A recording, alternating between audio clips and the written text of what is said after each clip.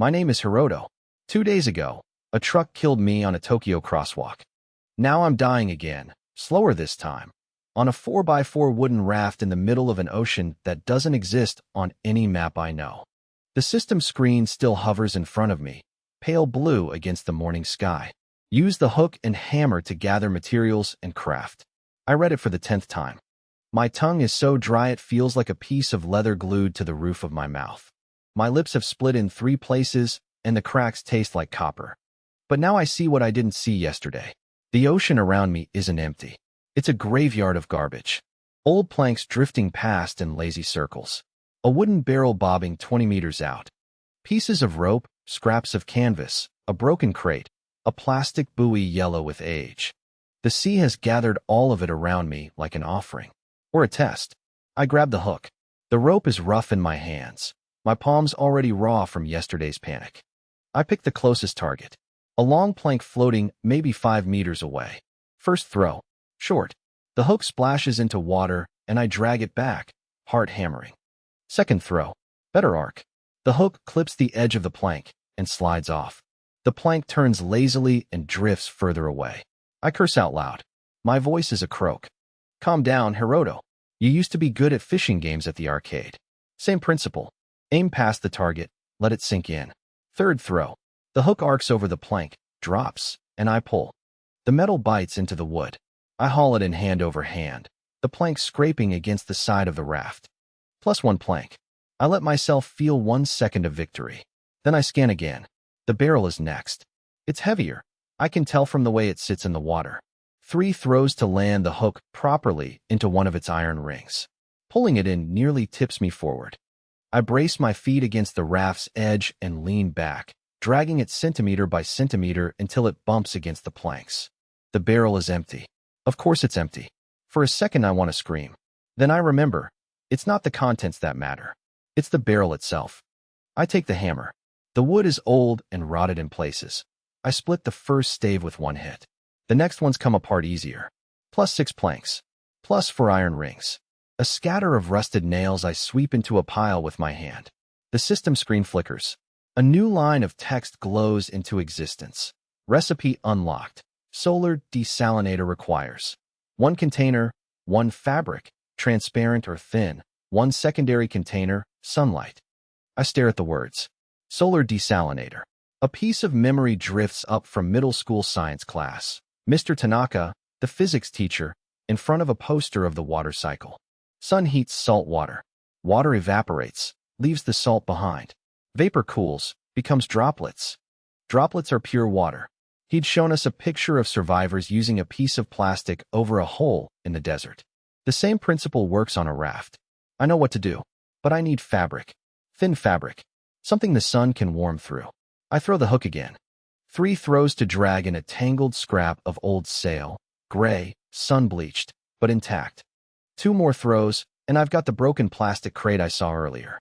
The yellow plastic is cracked along one side, but the bottom still holds. Now I have everything. I work fast. My hands are shaking, partly from dehydration, partly from focus. I split one of the barrel staves down the middle to make a half-bowl shape. I scoop seawater into it with my hands until it's half full. The water sloshes, brown-green and stinking of salt. Above the bowl, I build a frame from 2 planks, leaning toward each other like a tent. I drape the canvas over them, pulled tight, sloping down to one edge. Under that edge, I wedge the plastic crate. The principle: sun hits the canvas, heats the salt water below. The water evaporates upward, hits the underside of the cloth, condenses into droplets. The droplets slide down the slope of the canvas and drip, drop by drop, into the plastic crate. I check it 3 times. The cloth is taut. The slope is steep enough. The crate is positioned right. Then I look up. The sun is brutal. It's the same sun that's been killing me for 2 days. Now it has a job, but it's also still killing me. I can feel my shoulders blistering even now, the back of my neck on fire. If I sit here in the open while the desalinator works, I'll be unconscious before the first drop falls. I drag myself to the other side of the raft. There's a second scrap of canvas I pulled in earlier, too small for the desalinator, but big enough for me. I wedge it between the mast stub and a rising plank, making a low, ragged piece of shade. I crawl underneath it and lie flat on the wood. The boards are hot against my back, but the canvas blocks the direct sun, and that alone feels like mercy. I lie there and watch my desalinator work for me. Time passes strange. I drift in and out. The sun crawls. My mouth is so dry I can't swallow anymore. At one point I think I see my mother across the raft, and I almost call out before I remember she's still alive in a world I'll never see again. After what feels like hours, maybe 4, maybe 5, I crawl out from my shade and check the crate. Water. Real water. Clear, clean water. Maybe 150 milliliters pooled in the bottom of the cracked plastic. It looks like the most beautiful thing I've ever seen. I lift the crate carefully, hands trembling so badly I almost spill it. I tilt it to my mouth. The first sip is cool. Slightly warm from the heat, but pure. No salt. No bitter aftertaste. Just water. The way water is supposed to taste when you've forgotten what water tastes like. I drink it all in 3 swallows. I want to cry, but I don't have the moisture for tears. The system pings. Achievement. First drop. Plus 5 survival points. I don't even know what survival points do. I don't care. I refill the bowl with seawater immediately. Reset the canvas. Reposition the crate. The sun has hours of work left in it. By the time the sun starts dropping toward the horizon, the crate has another 200 milliliters in it. I drink half. I save half. I find a small wooden cup from one of the broken bottles in my mess of materials and pour the water into it carefully, set it under the shade. 350 milliliters for the day. Not enough to live well. Enough to live. I sit at the edge of the raft as the sun goes down. For the first time in 2 days, my head is clear. My hands have stopped shaking. The cracks in my lips still hurt, but they don't bleed anymore. I do the math in my head. Materials, 6 planks left over. 4 iron rings. 15 rusted nails. 1 working desalinator producing maybe 350 milliliters a day. Food, 0. Health, critical, but stable. It's not much. 2 days ago it was nothing. 2 days ago I was a corpse on a Tokyo street. Now I'm a man with a roof of canvas and a bowl of water and a hammer. I'll take it. Then I see something move in the water under the raft. I freeze. My hand finds the hammer without my thinking about it. A shape. Small. Maybe the length of my forearm. Silver. It darts between the planks underneath me and disappears. A fish. I almost laugh. My next problem just announced itself, and it's a problem I can eat. Then I see the second shape. Behind the fish. Bigger. Much bigger. Long and gray and moving slow, the way something moves when it isn't worried about being seen. It glides under the raft and keeps going, vanishing into the dark blue. It was at least 2 meters long. I sit very still with the hammer in my hand, and I don't move for a long time after it's gone. I didn't sleep that night. Every time I closed my eyes, I saw the gray shape sliding under the raft. Slow, patient, big. I lay on my back with the hammer on my chest and watched the stars. Wrong stars, foreign constellations I couldn't name, until the eastern sky started turning pale. When the sun came up, I checked the desalinator first. 200 milliliters waiting in the crate from the night's slow condensation. I drank half, saved the rest, refilled the bowl with seawater, and reset the canvas. Then my stomach reminded me it had been 3 days. Not a hunger pang. A real, deep, animal demand. The kind that makes your hands shake and your vision narrow. Water keeps you alive, but it doesn't feed you. I needed calories. Right now, I opened the system screen. Recipe unlocked. Primitive fishing rod requires 1 long pole, 1 length of rope, 1 hook. Bait, I almost laughed. Bait. Of course. The system tells you what you need, but not where to get it. Pull, that I could solve. I dragged one of the longer planks toward me and started working on it with the hammer, splitting off the rough edges. Not pretty, not straight, but about 1.5 meters long and light enough to swing. Rope, also solvable. Yesterday, I dragged in a length of rotted hemp rope. Most of it was useless, falling apart in my hands like wet paper. But the inner strands were still strong. I sat cross-legged and unwound the rope carefully, separating the good fibers from the dead ones. After 20 minutes of patient work, I had maybe 2 meters of usable line. Thin, but tough. Hook. That was the problem. I picked up one of the 4 iron rings from the broken barrel. Heavy. Curved already, in a way, but a full circle, not a hook. I needed to bend a piece of it into shape, sharpen one end, leave a small barb if I could manage it. I had no forge, no fire, no anvil, just a hammer and a wooden raft. Think, Hiroto. Same principle as the desalinator. Use what you have. I laid the iron ring across the corner of the raft where two heavy planks met, the hardest, flattest surface I had. I held the ring down with my left hand. With my right, I brought the hammer down on one section of it, hard. The ring rang. The plank under it shuddered. I hit it again. Again. Again. After about 30 strikes, the iron started to deform. Not much. A slight flattening on one side. I kept hitting the same spot. My shoulders started to burn. Sweat ran into my eyes, and I blinked it away. After what felt like an hour, I'd managed to break the ring open at one point, turning the closed circle into a curved C shape. Now I had something I could shape. I worked the open ends. Hammered one straight. He did nothing, just brute force and repetition. The other end I left curved, hammering it slowly into a sharper hook shape. To put a point on it, I dragged the metal back and forth across one of the rusted nails I'd salvaged, like a knife across a sharpening stone. It took forever. My fingers cramped. The metal squeaked against the nail. But after maybe 2 hours of work, I had something that could be called a hook. Crude. Lopsided. The point was duller than I wanted. But the shape was right. Curved enough to hold a fish, sharp enough to pierce skin. I tied the rope to the straight end with a knot I half remembered from a fishing trip with my uncle when I was 12. Tied the other end to the pole. Now I needed bait. I sat at the edge of the raft and looked into the water. Small silver shapes flickered between the planks underneath me, the same kind of fish I'd seen yesterday. They were curious about the shadow of my raft, about the cool darkness it offered in the bright morning sun. There were maybe a dozen of them, maybe more. But fish don't bite a bare hook.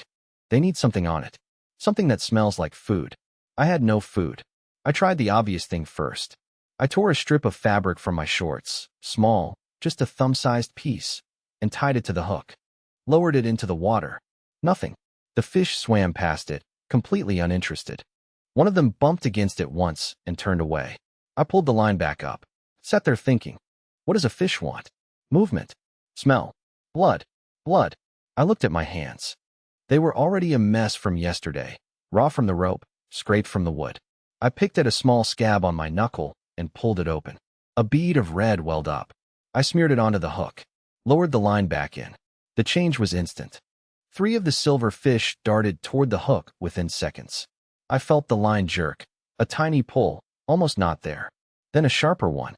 I yanked the pole up. A fish came flying out of the water, twisting in the air, the hook through its lip. About the size of my hand. Maybe 200 grams. It landed on the deck and started thrashing. I stared at it. For a second I just stared. The fish flopped against the planks, its silver scales catching the sun, its small eye looking at nothing. Then I dropped to my knees and grabbed it before it could flop back into the water. It was slippery in a way I wasn't ready for, and it almost squirted out of my hands twice before I got a real grip on it. I pinned it against the deck and brought the hammer down on its head. It went still. Plus 1 fish. Plus 200 g raw protein. I sat back on my heels, breathing hard. 3 days of starvation, and I'd just caught a fish with a piece of bent iron and a drop of my own blood. I worked the hook out of its mouth, carefully, because I needed the hook intact for the next one, and reset the line. This time I used the fish's own intestine as bait. I'd read once that fish guts work better than almost anything else. I slit the belly open with the sharp edge of a broken nail, scraped out a small piece of gut, threaded it onto the hook. Lowered the line back in. Hit within 30 seconds. By mid-morning, I had 4 fish on the deck. By noon, I had 6. I stopped because my hands were cramping, and because 6 fish was more than I could eat in one sitting, and I had no way to preserve them. They'd start rotting in this heat within hours. I ate the first one raw.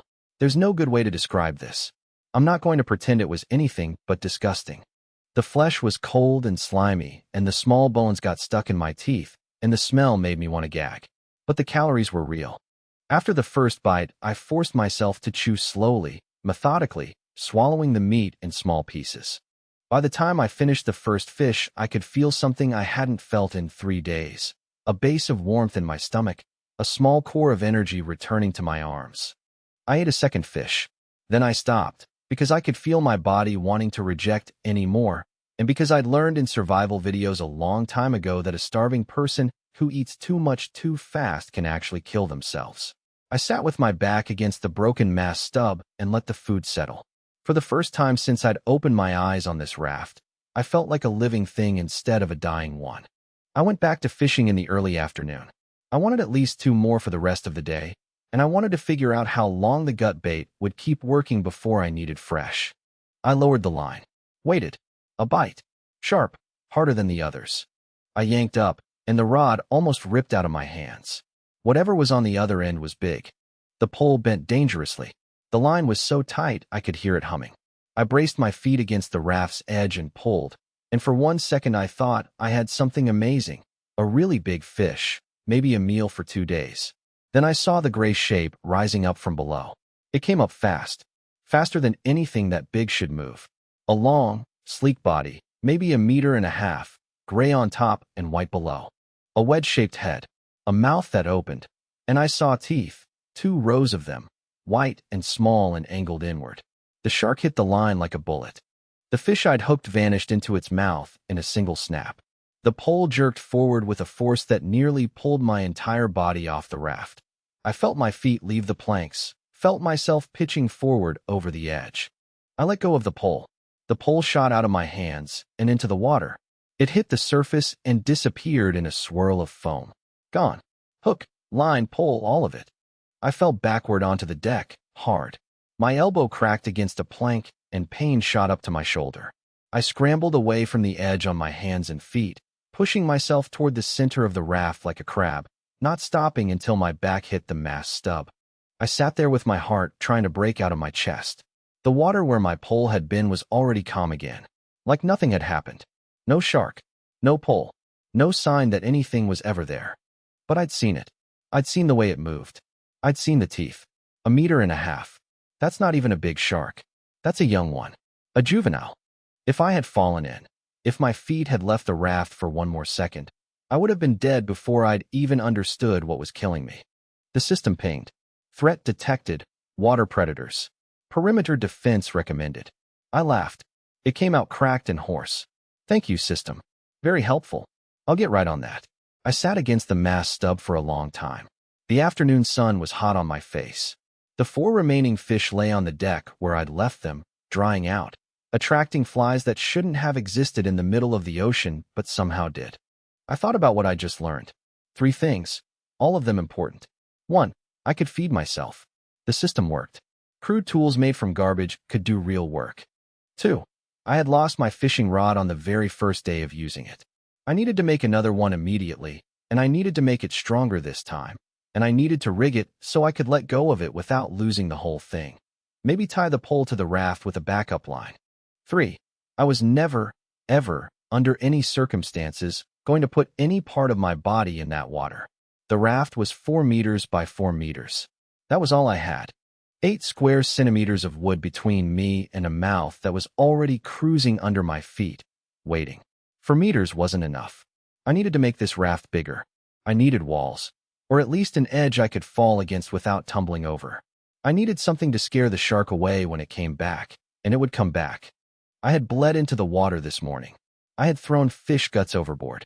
Whatever lived down there knew exactly where I was now, and it knew there was food up here. I gathered the 4 fish and put them in the center of the raft, in the small patch of shade under my canvas.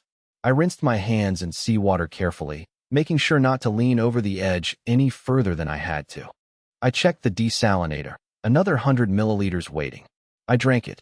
Then I picked up the hammer and the hook and started looking at the water for the next piece of garbage to drag in. The sun was halfway down the sky. I had hours of daylight left, and the small thing in my chest that had been despair for 2 days had turned into something else, something harder, more useful.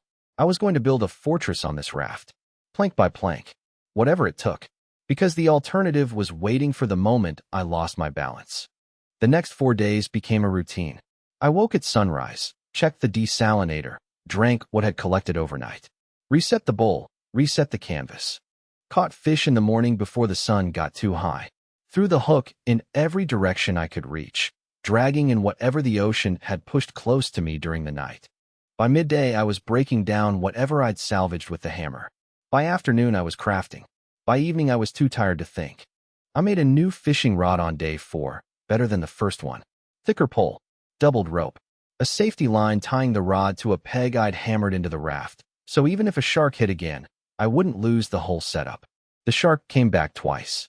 Both times I let go of the pole and let the safety line do its job. Both times I lost the bait and the small fish I'd hooked, but I kept the rod. Lessons cost something, as long as you only pay them once. By the end of the 4th day, my haul was real. I counted it out on the deck like a merchant doing inventory. 2 more barrels, one of them with the lid still sealed, which I cracked open to find nothing but stale air, but the wood was good. 8 more planks of various lengths. A coil of decent rope, half rotten on the outside but solid in the middle. A torn piece of sail almost 2 meters across. A plastic buoy, yellow and cracked. A short length of metal grating, the kind you might see in a ship's engine room. And the prize of the week, a wooden chest, sealed shut with rust and salt, dragged in from a long throw on the 3rd afternoon. I left the chest for last. I knew what it might mean, and I didn't want to be disappointed too fast. I worked on it with the hammer for 20 minutes before the lid finally cracked open. Inside, wrapped in oiled cloth that had mostly held, a flint and steel striker. A rusted knife with a wooden handle, the blade pitted but still sharp. 2 short handles. A coil of fishing line, real fishing line, thin and strong. A small box of nails, properly made, not the rusted scrap I'd been collecting. And, at the bottom, almost hidden, a sealed glass bottle full of clear liquid. I uncapped it carefully. Sniffed. Fresh water. A whole bottle. Maybe 700 milliliters of it. I sat on the deck holding the bottle in both hands, and for a long minute I didn't move. 700 milliliters. 2 days of drinking, easy. A week if I was disciplined. But the real treasure wasn't the water. It was the flint and steel. Fire was now possible. I set the bottle down carefully and turned the striker over in my hands. A piece of curved steel, designed to be held in the fingers. A nub of dark flint. I'd never used one in my life. I'd only seen them in movies and on YouTube. But the principle was simple. Strike the steel against the flint at an angle. Catch the spark. Feed it tinder. I could have fire.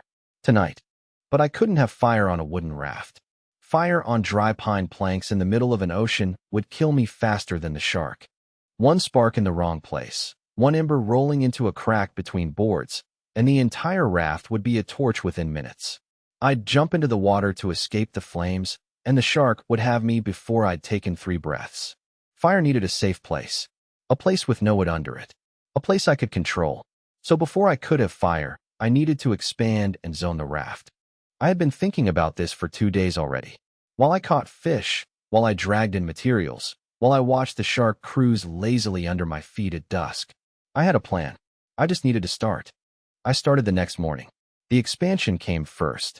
I lashed 2 of the new heavy planks to the eastern edge of the raft, extending it outward by about a meter.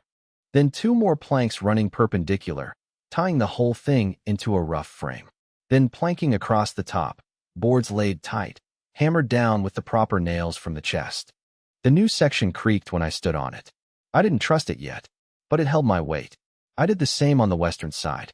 By the end of the first day of expansion, I had pushed the raft from 4 meters by 4 meters out to about 6 by 5. Not much, but the extra surface area was already enough to start dividing the space into zones. I spent the second day on the southern side. By evening, the raft was approximately 8 meters by 6. It looked completely different now. It looked like something somebody had built on purpose, instead of something somebody had been dropped onto. Then I started zoning. Zone A, the kitchen. I picked the corner farthest from where I slept. The southwest corner, where the prevailing wind would carry smoke away from the rest of the raft. I built up a thick base of doubled planks. Then on top of that I laid the metal grating I'd salvaged. Below the grating, I packed in a layer of wet sand. Sand I'd shaken out of one of the empty barrels, where it had been used as ballast. The sand was the key. It would absorb heat and protect the wood underneath from any embers that fell through the grating. On top of the grating, I built a small ring of stones, chunks of a broken ceramic crock from the chest, plus a few flat pieces of metal hammered into shape. A primitive hearth. Crude, ugly, dangerous if I wasn't careful, but functional. I tested it that evening. I took a small handful of dry shredded fabric, the inside of the rotted rope I'd been unwinding, fluffed up into a nest of tinder. I struck the flint against the steel. The first 3 strikes did nothing. The fourth produced a single bright spark that died before it touched the tinder. The 5th, the 6th, the 7th, sparks but no catch. On the 8th strike a spark landed in the rope fluff and held. I bent down close and blew on it. Gentle, the way I'd seen people do in videos. The spark crawled. Then it caught. A tiny orange flame bloomed in the rope fluff, no bigger than my thumb. I added a sliver of dry plank. Then another. Then a small piece of broken barrel stave. The flame grew. Within 5 minutes, I had a real fire going on the metal grating, the smoke rising up and being pulled away by the evening wind toward the empty horizon. I cooked a fish. I gutted it with the rusted knife, skewered it on a thin, sharpened stick, held it over the fire for about 4 minutes, turning it slowly, watching the white flesh go from translucent to opaque. The skin blackened on one side. Some of the meat dripped fat into the flames, and the fat hissed, and the smell of cooking fish hit me like a hammer to the chest. I sat down on the planks beside my fire and ate it with my hands. I'm not going to be poetic about this. It was a small fish, badly cooked, eaten with my fingers on a wooden raft in the middle of nowhere. But it was hot. It was the first hot food I'd had since dying. And the difference between raw fish and cooked fish, the difference between cold dead meat and a meal, is the difference between an animal and a person. I sat by the fire until it died down, and then I banked the coals carefully under a layer of sand to keep them alive for the morning. Zone B, the desalinator station. I spent half a day rebuilding the desalinator on a raised platform on the eastern edge. 2 of them now, parallel, twice the surface area, twice the output. About 700 milliliters per day if the sun was full. I built a small wooden frame to hold the collection crates so they wouldn't tip in the swell. I built a canvas roof over the whole station to keep rain, when it eventually came, from contaminating the system, with a separate channel to direct rainwater into a third container. Every drop counts. Zone C, the sleeping area. This one I cared about. I picked the spot near the center of the raft, where the boards were thickest and most stable. I built up a low platform, just 2 layers of planks above the main deck, maybe 10 centimeters of clearance, so I wouldn't be sleeping directly on cold, wet wood. On top of the platform, I laid a stretched-out piece of canvas, doubled over. It was a bed in the same way that a stone is a chair, but it was off the deck. It was mine. It had a place. Above it, I rigged a low canvas roof, slanted so any water would run off to the side, secured at 4 corners. A roof. After a week of nothing. That night, I lay down on the canvas and pulled a second piece of cloth over me as a blanket and looked up at the underside of my new shelter and felt something I had not felt since the truck. I felt like I had a place to sleep instead of a place to die. Zone D, the workshop. The 4th corner I made into a workspace. I dragged my pile of materials there and organized it for the first time. Planks in 1 stack, sorted by length. Iron pieces in a small pile. Nails in an empty cup from the chest. Rope coiled. Cloth folded. The hammer hung from a nail driven into the mast stub. The knife I kept on me at all times now, tucked into the waistband of my shorts. By the end of the 3rd day of work, the raft was something else entirely. It had zones. It had purpose. It had a kitchen, a water station, a place to sleep, a place to work. It had a fire that I could rebuild every morning from the banked coals. It had a roof over my head and a meal in my stomach and a routine. That night I sat by the dying fire with a piece of cooked fish in my hand and looked out across my 8 by 6 meter kingdom, and I thought, for the first time, not how do I survive tomorrow, but how do I make tomorrow easier? It was a small thought, but it was a different kind of thought. The thought of someone who wasn't just running from death anymore. The thought of someone building a life. I went to sleep on my canvas bed under my canvas roof. In the middle of the night, I woke up. Something had touched the raft. Not hit it, touched it. A long, slow scrape along one of the side planks. The kind of scrape something makes when it's running its body along an edge to feel for what's there. The sound was unmistakable in the silence. Long, deliberate. Then a pause. Then again, on a different plank. The shark was checking my walls. I lay very still on my canvas bed and listened. The scrape came one more time. Then nothing. The water lapped against the planks the way it always lapped. The wind moved across the canvas above my head. The fire crackled faintly under its sand cover. I didn't sleep again that night. In the morning, when the sun was up, I went to the side of the raft where I'd heard the scraping. Two of the planks had fresh marks on them, long, parallel grooves where something with rough skin had rubbed against the wood. I traced one of the grooves with my finger. It was deep enough that I could feel the splintered edge. The shark was bigger than I'd thought. The marks were spaced far apart. Whatever had brushed against my raft last night was longer than the 1.5 meters I'd seen on day 3. I stood up and looked out at the water. It was calm in the morning light. Empty. Innocent. I looked up at the sky. A black dot was moving against the blue, very far away. Circling. Slowly coming closer. A bird. The first living thing I had seen in this world that wasn't a fish or a shark. I shaded my eyes with my hand and watched it come. The bird circled for almost 2 hours. I sat on the edge of the kitchen platform with my hand, shading my eyes, and watched it.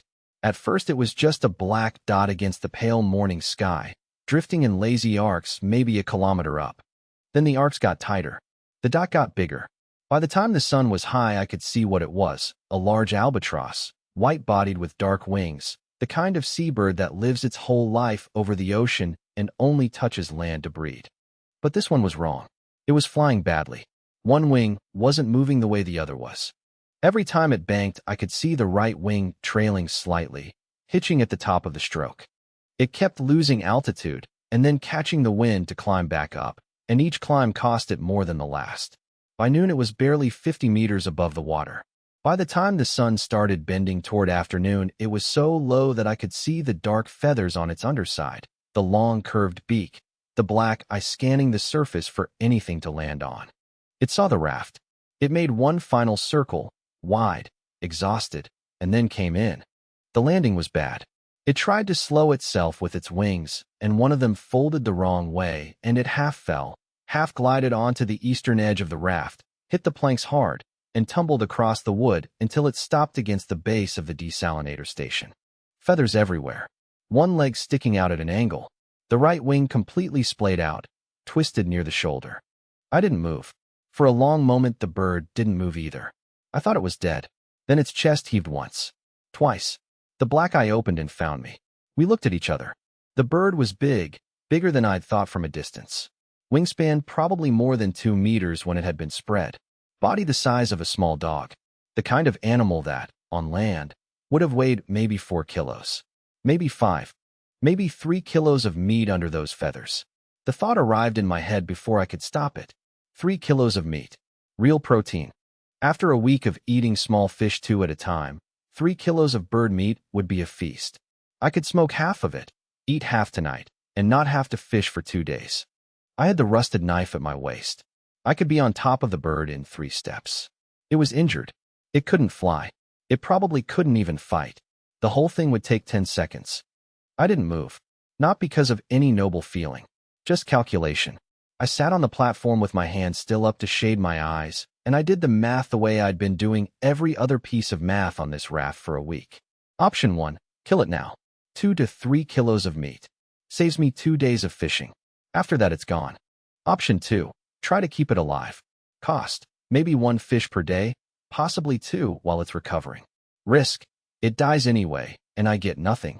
Or it recovers and flies away, and I get nothing. Reward if it works. A bird that can fly. A bird that can see from the air. A bird that can scout for floating debris I can't see from the deck. A bird that can find things kilometers away that I would never find on my own. The first option was guaranteed. The second was a gamble. But the second one paid in something I couldn't get from any number of fish. I needed eyes. I lowered my hand slowly. I stood up. Slow. Careful. The way you move around a frightened animal. The bird's eye tracked me. It tried to scrabble backward with its one good leg and got nowhere. Its beak opened and a hoarse, exhausted sound came out. Not really a cry, more like a warning rasp. Stay away. I stayed where I was. I went to my workshop corner instead and picked up one of the small fish from this morning's catch. I'd been planning to cook it for lunch. I cut it in half with the knife, clean strokes, slow, so the bird could see what I was doing, and then I crouched down and slid one half across the planks toward it. Stopped about 1 meter away. The bird watched the fish. Then it watched me. Then the fish again. It didn't move. I backed away to the kitchen platform and sat down where I'd been before. I didn't look at the bird directly. I knew enough about animals to know that staring at one is a threat. Half an hour passed. The bird hadn't touched the fish. The sun was starting to go down. I tried a different approach.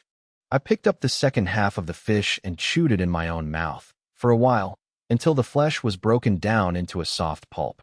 Disgusting. But I'd seen mother birds feed their chicks like this in nature documentaries. Maybe this was something it would recognize. I spat the pulp into my palm and crawled forward on my hands and knees, slowly, until I was about a body's length from the bird. I set the pulp down in front of it. Then I backed away. This time the bird stretched its neck out, sniffed at the pulp, pecked at it once, hesitantly, then again, and the second peck was real. It ate the whole pulp in 3 jerky motions, and then looked back up at me with that black eye like it was demanding more. I made another pulp, brought it closer this time. The bird ate it from a half-meter away. By sunset it had eaten an entire small fish, in mashed form, from my hand. I named it that evening, while I sat by the fire and watched it from across the deck. I wanted to call it something simple, something I could shout if I needed to. The Japanese word for albatross is ahadori, which literally means fool bird, because they're so easy to catch on land. That was too long and too rude. So I just looked at it sitting there with its lopsided wing and its scowling face, and I said the first short name that came into my head. Came. The bird turned its head at the sound. Yeah, I know, I said out loud. K means turtle. You're not a turtle. I don't care. The bird made a low rasping noise that might have been agreement or might have been a curse. I decided it was agreement. The next 4 days I learned a lot about Kame. Kame was not grateful. That was the first thing. I had expected, stupidly, that an animal whose life I was saving would show some kind of trust, some kind of softening. Kame did not soften. Kame ate the fish I gave it, and then, the moment I turned my back, hopped over to my fish storage corner and tried to steal another one. When I caught it in the act and shouted, it gave me a look that I can only describe as outraged, as if I were the one in the wrong for keeping food away from it. Kame was loud.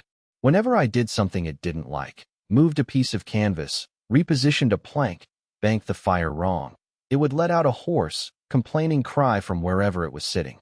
The cry sounded exactly like an old man complaining about young people.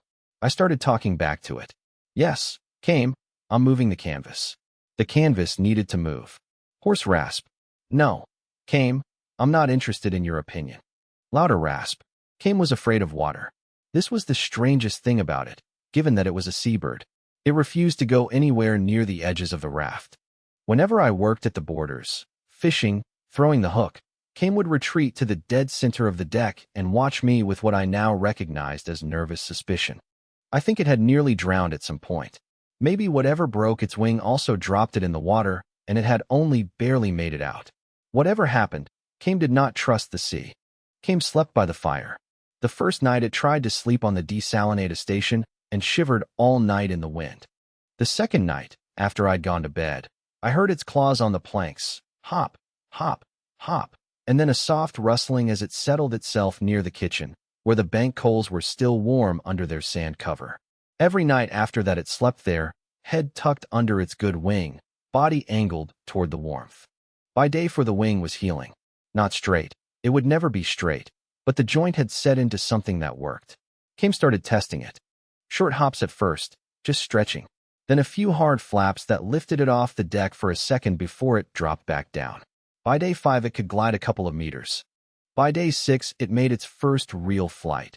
A clumsy, wobbling launch from the kitchen platform that took it in a low arc out over the water and back to the western edge of the raft. It landed badly and looked at me like I had personally embarrassed it. You did fine, I told it. Try again. It tried again. By day 7, Kame could fly properly. The right wing still hitched at the top of every stroke, and its turns were lopsided. But it could climb, it could glide, it could circle, it could go up. That was the morning I started getting paid back for the fish. Kame took off from the kitchen platform at sunrise, climbed in a slow spiral until it was maybe 100 meters above the raft, and then drifted west on the wind. It was gone for almost an hour. I started to wonder if it was ever coming back, if the deal was off, if it had decided that freedom was better than my hand-fed fish pulp and my warm sand. Then I saw it coming back with purpose. It was flying in a straight line, fast, and when it reached the raft it didn't land. It circled overhead and made a series of harsh, urgent calls, then peeled off, and flew west again. Maybe 30 meters out. Then it banked and flew back. Calling. It wanted me to follow. I climbed onto the raised sleeping platform, the highest point on the raft, and looked west. In the distance, maybe half a kilometer out, there was something dark on the water. A patch of debris, bigger than anything I had near me. A real cluster, something the size of a small car, drifting on the surface. I would not have seen it from deck level. The horizon would have hidden it. From the platform with the sun behind me, I could just barely make out the shape.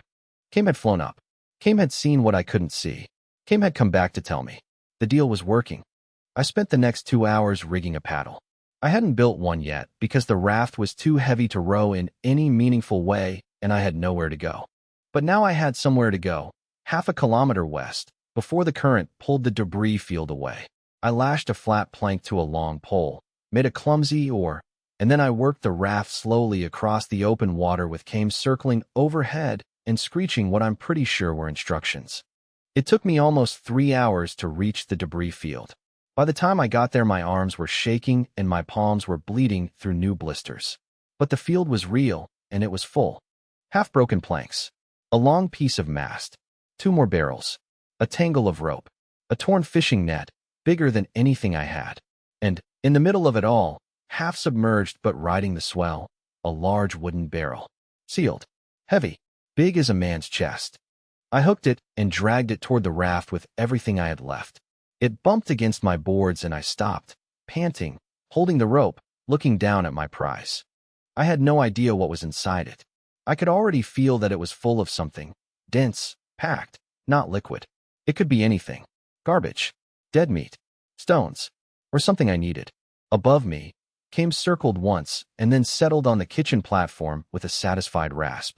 All right, I said to the barrel. Let's see what you've got. I picked up the hammer. The barrel was heavier than anything I'd dragged onto the raft so far. I worked the lid for almost 20 minutes. Salt had glued it shut and the wood around the seal was swollen tight. I hammered. I pried. I cursed. Kame watched from the kitchen platform with the bored expression of an old man watching a child fail at a simple task. The lid finally cracked. I pulled it back and looked inside. Packets. Dozens of them. Small paper packets sealed in waxed cloth, stacked in layers, packed tight against the inside of the barrel. Most of the top layer was ruined. Soaked through, the paper turned to pulp, the contents inside reduced to a black mush. But the second layer down had held. The wax cloth had done its job. The packets in the middle of the barrel were dry. I picked one up with shaking fingers. The paper was brittle but intact. I tore one corner. Small dark seeds spilled into my palm. I stared at them for a long time. I knew what they were before my brain caught up to my eyes. Tomato seeds. The kind I had seen my grandmother shake out of a paper envelope into a clay pot every spring on her balcony in Yokohama, 30 years ago and a lifetime away. I went through the rest of the barrel. Tomatoes, cucumbers, beans of 3 different kinds, daikon, spinach, some kind of leafy green the first didn't recognize, a small packet of peppers, onions, and, at the bottom, wrapped separately in oiled cloth, 6 dried potatoes with the eyes still intact, the kind you save through winter for replanting in spring. I sat down on the deck with the open barrel in front of me, and I didn't move for a long time. This wasn't food. Not directly. You can't eat a seed and live. But seeds are the thing food comes from. Seeds are the thing that gives you food forever instead of food today. Every fish I caught was a one-time meal. Every seed in this barrel, if I could grow it, was a meal that produced more meals after itself, season after season. The whole rest of my time on this raft just changed. I thought it through carefully before I touched anything else. There were 3 problems, and I needed to solve all of them or none of this was going to work. Problem 1, soil. There was no soil on this raft. There was no soil within 1,000 kilometers, probably. Plants need something to root into, and they need that something to hold water, and they need that something to feed them. I worked on this all afternoon. I gathered everything I had that might break down into something soil-like. Strips of seaweed I'd collected from earlier debris hauls and let dry in the sun. Fish guts and heads I'd been throwing overboard. I started keeping them instead, in a wooden box, letting them rot down. Ash from the fire pit, which I'd been sweeping out and dumping until now. Rotted scraps of fabric and rope. Dust and grit from the bottoms of the empty barrels. Sand from the kitchen platform. I mixed all of it in a large box I built from spare planks. Crude, ugly, smelling of rotten fish and ash. But it was dark. It was heavy. It held water when I poured a little in to test it. It was the closest thing to soil I could make in the middle of the ocean. It would have to be enough. Problem 2, water. This was the hardest part. The desalinator made about 700 milliliters a day. I drank most of it. There was no surplus to pour onto plants. If I tried to water a garden the normal way, I'd have to choose between drinking and growing, and that's not a choice. I'd drink. The plants would die. Game over. I needed a system that used the absolute minimum amount of water, drop by drop, only where it was needed, with nothing wasted to evaporation or runoff. I sat on the kitchen platform with a piece of fabric in my hand and thought about it. And then I remembered something. When I was a kid, my grandmother had been sick for a long time, and I had watched her in the hospital with one of those slow 4 drips going into her arm. A bag of fluid hanging from a hook, a thin tube running down, and at the bottom of the tube the liquid moved drop by drop into her vein. Slow, steady, almost nothing per minute. But over hours it added up to enough to keep her alive. I needed to do the same thing for the plants. I built it like this. I took a length of cotton fabric, thin, absorbent, the kind that pulls water along itself by capillary action. I dipped one end of the cotton into the collection crate of the desalinator, where the fresh condensate pooled. I ran the other end of the cotton down to the soil box I'd built. The fabric soaked up water from the crate and carried it slowly along its length and released it, drop by drop, into the soil at the other end. I tested it. I sat watching the cotton for a long time. After about 10 minutes, the far end started to darken with moisture. After 20 minutes, a single drop fell from the fabric into the soil. Then another. Then another. It was working. The plants would get water without me losing my drinking supply. Problem 3. Salt air. Even if I had soil and even if I had water, the air on this raft was poison to seeds. Salt spray killed plants. Wind dried them out. The sun was too direct and too strong. If I just laid out my soil box on an open part of the deck and planted seeds, every shoot would be dead within a day. I needed a greenhouse. I spent 2 full days building it. I built the frame from the thinnest, lightest planks I had. A square base about 2 meters by 2 meters, with 4 corner posts standing about 1.5 meters tall. I lashed the joints with rope and reinforced them with nails from the chest. Then I stretched the largest piece of canvas I had over the top, and on the sides I used pieces of the cracked yellow plastic from the buoy, cut into flat panels, translucent enough to let some light through, solid enough to block the wind and the spray. It was ugly. Lopsided. The canvas roof sagged in the middle, and the plastic walls didn't quite meet at the corners. I had to stuff the gaps with strips of cloth and old rope. But when I crawled inside it on the 3rd afternoon and sat there in the muted, warm, salt-free air, it felt like I had built a small cathedral. I planted the next morning. I made small holes in the soil with my finger. I dropped 2 tomato seeds into the first hole, 2 cucumber seeds into the second, beans into the 3rd row, spinach, daikon, the leafy green the first didn't know. I covered each hole gently with my fingertips. I positioned the cotton drip line so water would reach every section of the box. I cut the potatoes carefully with the rusted knife, keeping each eye intact, and pressed them into a separate corner of the soil. Then I closed the canvas flap of the greenhouse and walked away because I knew if I sat there staring at the soil, it wasn't going to make anything grow faster. While the seeds did their slow work, I built other things. The shower. I made it on the back of the greenhouse. On the canvas roof, I built a second, smaller solar desalinator, a flat tray of seawater under a sloped canvas, and I rigged it so the condensate flowed down a wooden channel into a sealed plastic crate suspended above head height. The crate had a small hole drilled in the bottom and a wooden peg jammed into the hole as a stopper. The first time I used it, I stood under the crate, naked except for my shorts, and pulled the peg. Water poured down through the perforated underside of the lid. Fresh water. Slow trickle. Not a real flow, but real, clean, sun-warmed water running over my head and shoulders and down my back for the first time in over 2 weeks. I closed my eyes and stood there until the crate was empty. I'm not going to try to describe it. I'll just say that there are things you take for granted in your old life, and when you get them back after losing them, they stop being small. A shower stops being a shower. It becomes a kind of return. A small piece of being a person again. I dried off in the sun, put my shorts back on, and felt like a different man for the rest of the day. The bed. This took me an evening and a morning. I rebuilt the sleeping platform properly. A real frame this time, for heavy posts, planks across the top, joints reinforced. On the platform, I built a kind of mattress. A long sack made from 2 pieces of canvas sewn together with fishing line, stuffed with handfuls of dried seaweed I'd been collecting and letting bake in the sun. The seaweed was springy and held its shape. The mattress wasn't soft the way a real mattress is soft, but it wasn't a wooden plank either. It had give. It had warmth. I made a pillow the same way, a smaller canvas sack stuffed with folded cloth. That night, I lay down on a real bed in a real shelter on a raft I had built with my own hands, and I cried, just a little, into the canvas pillow. Not from sadness, from something else.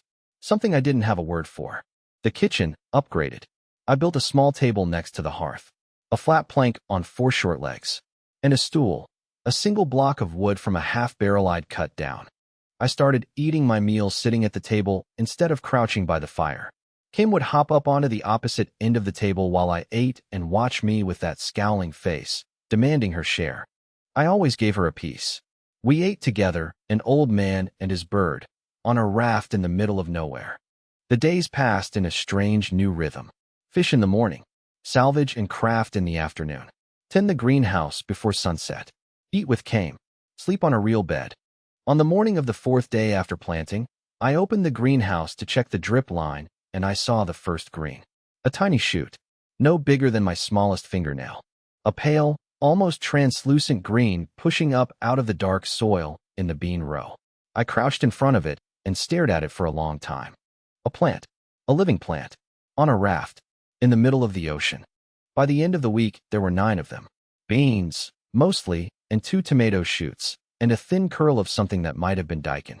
The potatoes hadn't shown anything above the soil yet, but when I gently pressed my finger into the dirt near one of them, I could feel the roots forming underneath. It was working. Kame had become the greenhouse's unofficial guardian. She'd taken to perching on the corner of the canvas roof every morning, scanning the inside of the greenhouse with one suspicious eye, daring any insect that didn't exist out here to come close to her plants. She had decided the greenhouse was hers. I didn't argue. 2 more weeks went by like this. The garden grew. The raft grew with it. I added another small expansion to the south side, building out about another meter in each direction, just for the storage I now needed. I built a second smoking rack near the kitchen and started smoking fish properly, hanging them in long rows above the slow heat. Real food storage. A buffer against bad days. I had it all. Fire. Fresh water. A shower. A bed. A garden. A companion. Smoked fish hanging in the kitchen. A roof over my head. A routine. For a few days I let myself believe that this was sustainable, that if nothing changed I could live like this, quietly, carefully, fishing and gardening and tending my little floating home, for a long time. Maybe forever. Then one morning, just after sunrise, the raft tilted. Not much, just a sudden lurch, maybe 10 centimeters of rise on one side. The kind of motion you'd get if something very large had passed under the boards from below, close enough to push water out of the way. I dropped the fishing line I was holding and ran to the western edge. I got there just in time to see it. A back, a gray back, breaking the surface for one slow second before it slid under again. A fin standing up out of the water, not the small triangular fin of the 1.5-meter shark from week 1. A tall fin, a wide fin, the base of it as thick as my arm. The body that the fin was attached to passed under the raft slowly. It took almost 3 seconds for it to go from the western edge to the eastern edge. The raft was 8 meters long. The thing under me was at least 5 meters. It surfaced once more on the far side, blew a slow exhale of air through whatever it had for a blowhole. No, sharks don't blow air. That was just water displacement. And then it sank into the dark blue and was gone. I stood at the edge of my raft, and I did not move. Kame came down from the greenhouse roof and landed on the planks beside me. She made a low sound. Not a rasp this time. A different sound. A worried sound. Yes, I said quietly. I saw it. I stood there for a long time after the water had gone calm again. The shark from week 1 had been a juvenile. A test. A scout. This was the real population of these waters. This was what my raft had been hiding from. The thing that had brushed against my boards in the night. The thing that had left grooves on my planking. That hadn't been my one little juvenile shark. That had been this. And it knew where I was now. I looked back across my raft. My beautiful, fragile, growing raft. The greenhouse. The shower. The kitchen. The bed. Everything I'd built in these last weeks. All of it suspended on a few centimeters of wooden plank above a mouth that was 10 times bigger than me. One bite from that thing in the wrong place, and the entire western side of my home would be gone. The greenhouse would tilt into the sea. The garden would drown in seconds. The seeds I'd grown, every one of them, would be lost. I didn't sleep well that night, or the night after, or the night after that. I started building the defensive stakes the next morning. But I already knew, in some part of myself that had learned to trust bad feelings, that I was not going to finish in time. For 3 days I lived in the shadow of that fin. I worked from sunrise to sunset on the defensive stakes. The plan was simple. Take the longest, heaviest planks I had, sharpen one end of each into a point with the rusted knife, and lash them to the underside of the raft so the points stuck outward and downward into the water. Anything that came at the boards from below would meet the points first. The work was slow. Each stake took me almost an hour to shape. The knife was dull and the wood was hard, and my hands were already raw from the last 2 weeks of building. I could only attach the stakes from a sitting position at the edge of the raft, leaning out over the water to lash them into place. And every time I leaned out, I felt the back of my neck prickle with the certainty that something was about to come up out of the dark and take my arm off at the elbow. By the end of 3 days, I had finished 16 stakes. 6 on the western side, where I'd seen the back. 4 on the south.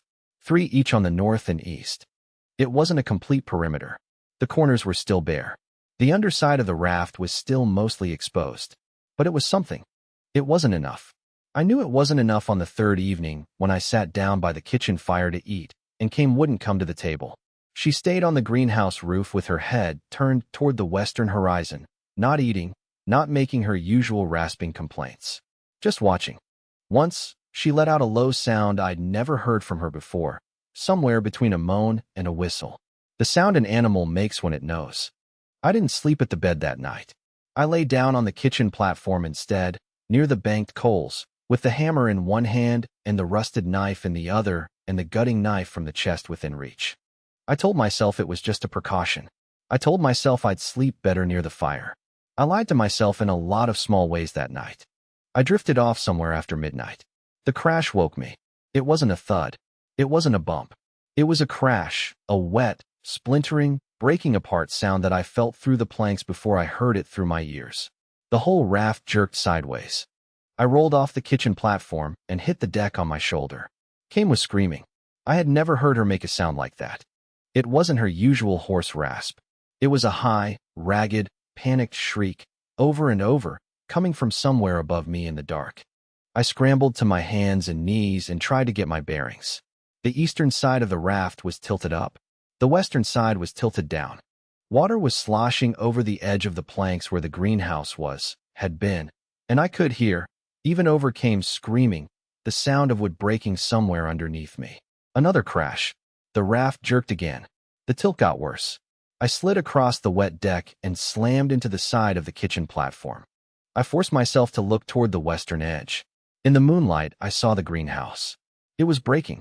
The whole western corner of the raft, the corner I had worked so hard on, the corner with the greenhouse and the garden and 3 weeks of planted seeds, was tearing free of the rest. The stakes I'd put on that side were splintered and dangling. The planks I'd lashed together were popping their ropes one by one. As I watched, the canvas roof of the greenhouse collapsed inward, and a black mass of soil and broken pots slid out into the water. 3 weeks of growing. Every shoot, every bean, every tomato, the potatoes I had buried with my own fingers. All of it, sliding into the dark water in the space of a single breath. I think I yelled something. I don't remember what. I crawled toward the breaking edge, crawled, on my hands and knees, because the deck was too steep to walk on now. I had some half-formed idea of saving something. Anything. A handful of soil. A single shoot. Something. That was the mistake. The 3rd hit came as I reached the edge. Bigger than the first 2. The whole raft heaved up and twisted, and the deck under me. The wet, tilted, broken deck. went sideways out from under my hands and knees in a single second. I slid. I slid across the planks toward the open water like I was on a slide of ice. I scrabbled for something to grab. My fingers caught the edge of a broken plank for half a second and tore loose. My elbow hit the side of the broken stake, and pain went up my whole arm, and I lost any grip I had left. Then I was in the water. I went under immediately. The cold hit me like a hand around my chest, much colder than I had expected, after weeks of feeling the water only as a warm splash on my hands. My mouth filled with salt. My eyes burned. My ears went under, and the world became muffled and slow and impossibly large. I kicked and got my head above the surface. I gasped a breath. The raft was right there, less than a meter away, the broken edge of it bobbing in the moonlight. I reached for it. A shadow moved underneath me. I felt it before I saw it. A shift in the water against my legs. The sense of something enormous passing close. I looked down. I shouldn't have looked down, and through the dark water I saw it. It was rising toward me. Slow. The way something rises when it doesn't have to hurry, because it knows the prey can't go anywhere. A long, pale shape coming up out of the deeper dark. The mouth was open. I could see the rows of teeth, white in the moonlight, angled inward in two staggered lines. I tried to swim. I tried to swim up, away, sideways, toward the raft, toward anything. My arms moved in slow water that felt like syrup. I made no progress. The shadow kept rising. I had time to think one full thought. This is how I die for the second time. Then the impact came from the side. It wasn't the shark. It hit the shark, not me. Something fast and gray and heavy came in from my left and slammed into the side of the rising mouth. The shark's head jerked sideways. The rows of teeth snapped shut on nothing. The whole long body of the shark was knocked off course, drifting away from me in the dark water with a kind of stunned sluggishness. I saw the thing that had hit it. It was a dolphin. Not a small one. A big animal, maybe 2.5 meters long, with an old curved scar running down one side of its body. It wheeled in the water and came back at the shark and hit it again, head down, full speed, ramming the shark in the gills. The shark twisted and tried to bite back. The dolphin was faster. It darted up and out of the way, came around in a tight curve, and hit the shark a third time, this time in the side of the head. The shark gave up. It turned its long body and slid down into the deeper dark and was gone. I was still in the water. I had stopped moving. I think I was in shock. The dolphin came toward me. I want to say I felt no fear. That's not true. I had just watched a 5-meter shark try to eat me, and now an animal almost as long as the shark was swimming directly at my face, and every part of my body that had survived the last few minutes was telling me to swim away as fast as I could. I didn't move. The dolphin slowed. It came up under me very gently, and I felt its back press against my chest and shoulders. Smooth, rubbery skin. Warm, somehow, warmer than the water. It lifted me. Without effort. Just lifted me, raising my head and shoulders out of the water on its back the way a parent picks up a child. It carried me toward the raft. It moved slowly, deliberately, the way you move when you're afraid of dropping something you're holding. It brought me to the broken edge of the raft and pressed itself up against the planks so I could grab on. I caught the splintered edge of a board with both hands and pulled. The dolphin pushed against my legs from below, nudging me upward. I scraped my chest on the broken wood and got my torso onto the deck. My legs followed. I rolled onto my back on the wet planks and lay there gasping and coughing up salt water and shaking so hard I couldn't make my hands close. The dolphin stayed in the water beside the raft. I rolled my head sideways to look at it. It was watching me. One dark eye, intelligent and steady, set into the side of that smooth gray head. It made a sound, a series of clicks and a soft, high whistle, and then it nudged the side of the raft once with its nose. Like it was checking on me. Like it was saying, "Are you all right?" I sat up slowly. I'm not sure I could have stood. I crawled to the edge, the sane edge, the unbroken edge, and reached out one shaking hand toward the dolphin's head. It didn't move away. My fingers touched the smooth skin of its nose. The dolphin made another soft click. I stroked it once, gently. It pushed its head a little harder against my palm. "Thank you," I said. My voice was a wreck. It came out as a kind of whisper cough. "Thank you. Thank you." The dolphin made the clicking sound again. I was already beginning to think of the clicks as words, even though I knew that was probably just my exhausted brain trying to make sense of an animal. I sat at the edge of the raft with my hand still on its nose for I don't know how long. Maybe a minute. Maybe 10. The night was very quiet. Kame had stopped screaming somewhere up above me. I could hear her now, making small worried noises from the top of what was left of the greenhouse frame, but she wasn't shrieking anymore. I looked at the dolphin's face in the moonlight, and I tried to think of a name for it. It seemed important, suddenly. The bird had a name. The bird had came the moment I'd named her. Names mattered. Names made things real. The dolphin had blue-gray skin, bluer than I would have expected for a sea mammal, almost a soft slate color in the moonlight. The Japanese word for the color blue is ao. The suffix sure is in a lot of male names from old stories. Aoshi, I said. The dolphin clicked. I decided it was agreement. The sun started coming up about an hour later. By the time it was fully light, I had managed to stand up and take stock of what had happened. It was bad. The greenhouse was gone. Not damaged, gone.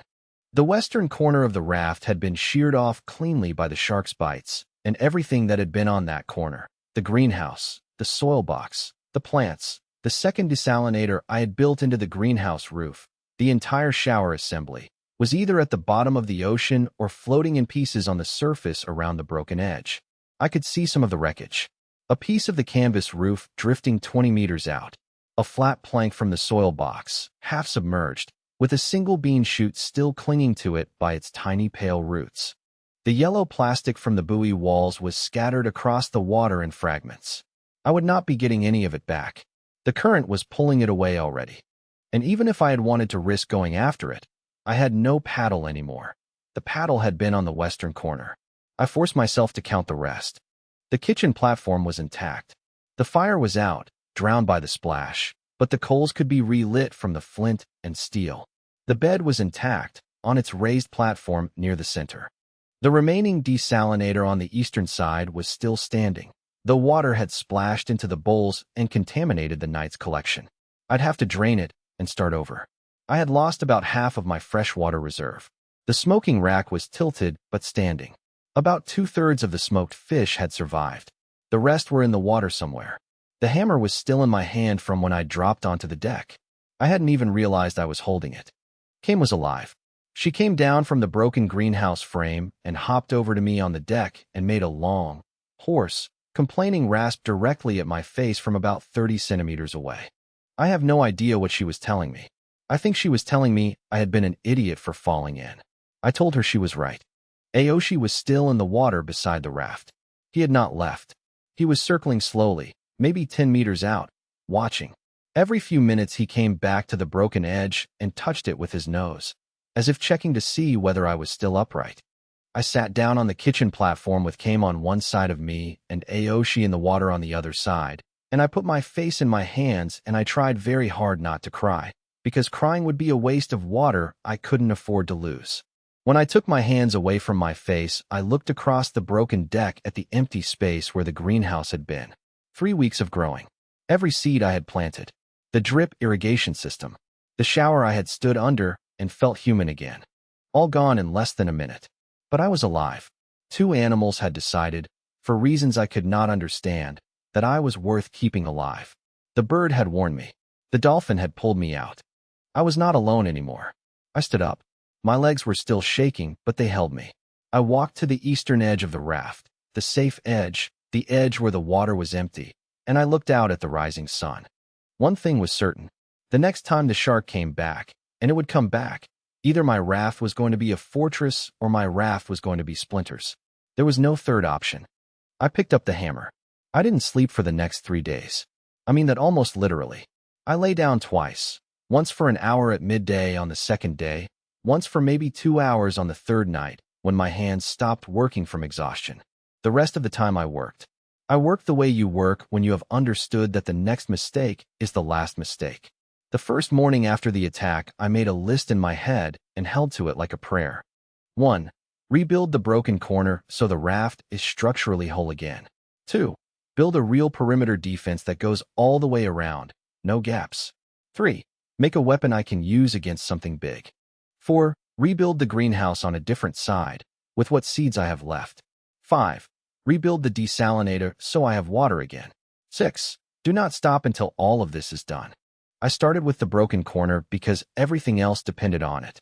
I dragged in every piece of debris within crook and rope range. Most of what I needed was already nearby. The attack had shaken loose a lot of floating wood, and the current had pushed some of it toward the raft instead of away. Within the first morning, I had pulled in 11 new planks, 3 more pieces of broken sail, a long section of mast from somewhere, and 2 more iron rings from a half-rotted barrel. I lashed and nailed the new planks across the broken edge in a rough patch, then doubled the layer with a second course of planks running perpendicular to the first. I'd learned the lesson from before. A single layer of boards is fast to build and fast to break. 2 layers, with the grain running in different directions, take much longer to bite through. By the end of the first day, the western side of the raft was whole again, ugly as a bruise, patched in mismatched colors of weather-beaten wood, but whole. I started the perimeter defense on the second day. This was the part one had been thinking about while my hands worked on the patches.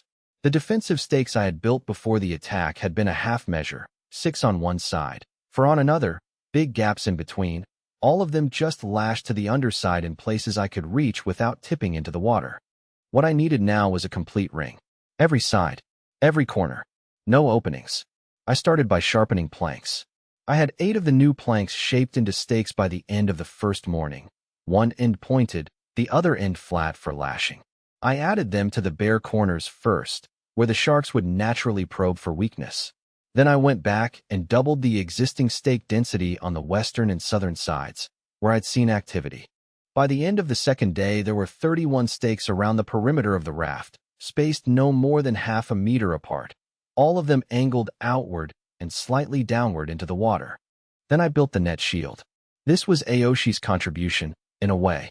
While I worked, he was always nearby, circling slowly, surfacing every few minutes to make a soft click in my direction, then disappearing back under to do whatever a dolphin does in the deep. Twice on that second day, he came back to the raft pushing something with his nose. The first time it was a long piece of fishing net, balled up and trailing weeds, that had been drifting somewhere out of my sight. The second time it was a shorter piece of the same net, cleaner, with most of the mesh intact. I knelt at the edge of the raft and pulled the net out of the water with my hook. Aoshi watched me do it. I said thank you out loud, the way you do when you mean it, and Aoshi clicked once and went back down. I untangled the net for the rest of that afternoon. There were holes in it, and rotten patches I had to cut out with the rusted knife, but most of the mesh was good. By evening, I had a single long piece of net about 6 meters long and 2 meters deep. I rigged it under the raft. I lashed the top edge of the net to the perimeter stakes all the way around the side where the attack had happened, so the mesh hung straight down into the water like a curtain. I weighted the bottom edge with the iron rings and the heaviest bits of metal I could find. The net dropped about 1.5 meters below the raft, and then trailed slightly outward in the current. The point was simple. A shark coming up from below would not be able to hit the boards directly. It would meet the net first. The net would not stop a 5-meter shark. Nothing I could build would stop a 5-meter shark in a straight charge, but it would tangle, slow, and confuse anything that hit it. It would take away the shark's number one weapon, which was the speed and surprise of an attack from below. I extended the net around to the southern side on the third day. By the morning of the fourth day, it covered every side of the raft except the small section at the eastern stern, where I left a gap for fishing. I built the doubled hull on the third day, in between net sections. The principle was the same as the perimeter defense. Instead of one layer of boards making up the side of the raft, I added a second layer on the outside, lashed and nailed flush against the first. The 2 layers together made the side of the raft almost twice as thick. A bite that would have shattered single planks would only crack the outer layer of doubled ones. I did the doubled hull all the way around. By the end of the third day, the raft was visibly different, squatter, heavier, sitting lower in the water by a few centimeters from the added weight, but solid in a way it had never been before. I started on the harpoon on the 4th morning. I had been planning it from the beginning. The fishing rod was for fish. The hammer was for crafting. The knife was for small work. None of these were weapons against something the size of a man, let alone something the size of a small whale. I needed reach. I needed a point that could pierce. I needed a way to retrieve whatever I threw. I picked the longest, straightest pole I had, a piece of mast about 2.5 meters long, smooth and dense from years in the salt. I sharpened one end of the mast to a rough point with the knife. Then I lashed an iron stake to the pointed end so the metal extended the reach by another 20 centimeters. The stake was the sharpest piece of metal I had, a piece I'd hammered into a long needle shape across 2 evenings of patient work, and it sat seated in a notch I'd cut into the mast, bound tight with 3 turns of doubled rope, and then sealed with a smear of fish oil-soaked cloth that I let dry hard. I tied a length of the strongest rope I had to the back end of the mast. The other end of the rope I anchored to the base of the kitchen platform, the most solid structure on the raft. The idea was, throw the harpoon, hold the line, never lose the harpoon, let the raft itself be the anchor. I made a second harpoon by the end of that day. Shorter, lighter, but with the same principle. A backup. I would not be making the same mistake I had made with the fishing rod on day 3, losing my only weapon to a single bad moment. I rebuilt the greenhouse on the 5th day.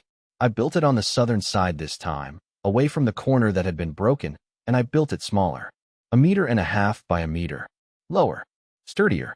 Lashed directly into the doubled hull, instead of standing free on the deck. I had only a few seed packets left.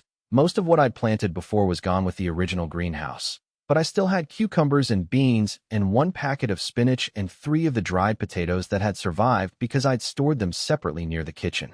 I planted them carefully. I rebuilt the drip irrigation. I added a second small desalinator to feed the new greenhouse, and a third one beside it to replace the water capacity I had lost. By the time I was done, the raft had 3 desalinators running in parallel. About 1.5 liters of fresh water per day. More than I needed to drink. Enough to grow things on the side. I rebuilt the smoking rack and reorganized what was left of my smoked fish. I rebuilt the kitchen properly. I built a low railing along the inside edge of the raft, the side facing the deck, not the side facing the water, so that if I slipped on a wet plank, I would have something to grab before I went over.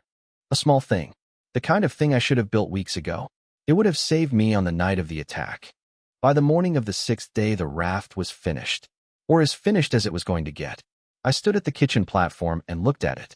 It was not the fragile floating home I had built before. It was a fortress.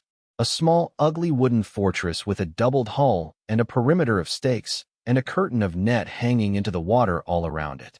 It had a rebuilt greenhouse on the south side, 3 desalinators on the east, a smoking rack heavy with fish, a real bed under a real shelter, 2 harpoons leaning against the mast, and a fire burning low in the hearth.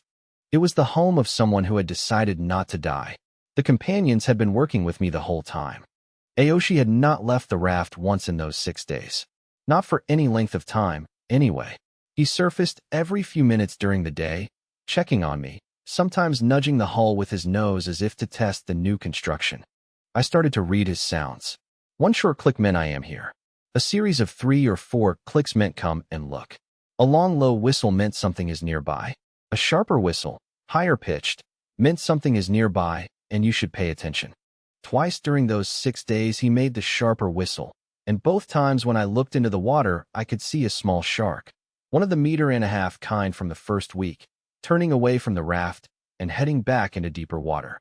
Aoshi was driving them off. I was not sure how. I think his presence alone was enough for the smaller ones. Dolphins are predators too, in their way, and a healthy adult bottlenose with a body full of muscle is not something a juvenile shark wants to fight over a piece of debris. He started bringing me fish. Not many, 2 on the 3rd day, 1 on the 4th, 3 on the 5th, but they were big fish. Bigger than anything I could catch with my line. He would surface near the raft with a fish in his mouth, drop it onto the boards from a few centimeters above the water, and then back away and watch me retrieve it. The first time he did it, I just stood there staring. I had no idea why he was doing it. Then I picked up the fish, said thank you, and gutted it for dinner. After that he kept doing it. I did not understand it. I still don't understand it. Maybe he was hunting for himself and bringing me the surplus. Maybe he had decided I was a member of his pod and members of a pod share food. Maybe he was just lonely. I don't know. I know that on the 4th night I cooked the fish he had brought me, and I ate half and gave the other half back to him over the side of the raft, and he took it from my hand without hesitation. Kim was the heir. She left at sunrise every morning and was gone for 2 or 3 hours. She came back with information. I learned to read her too. The way she circled when she'd found something worth showing me. The way she stayed low when something dangerous was nearby.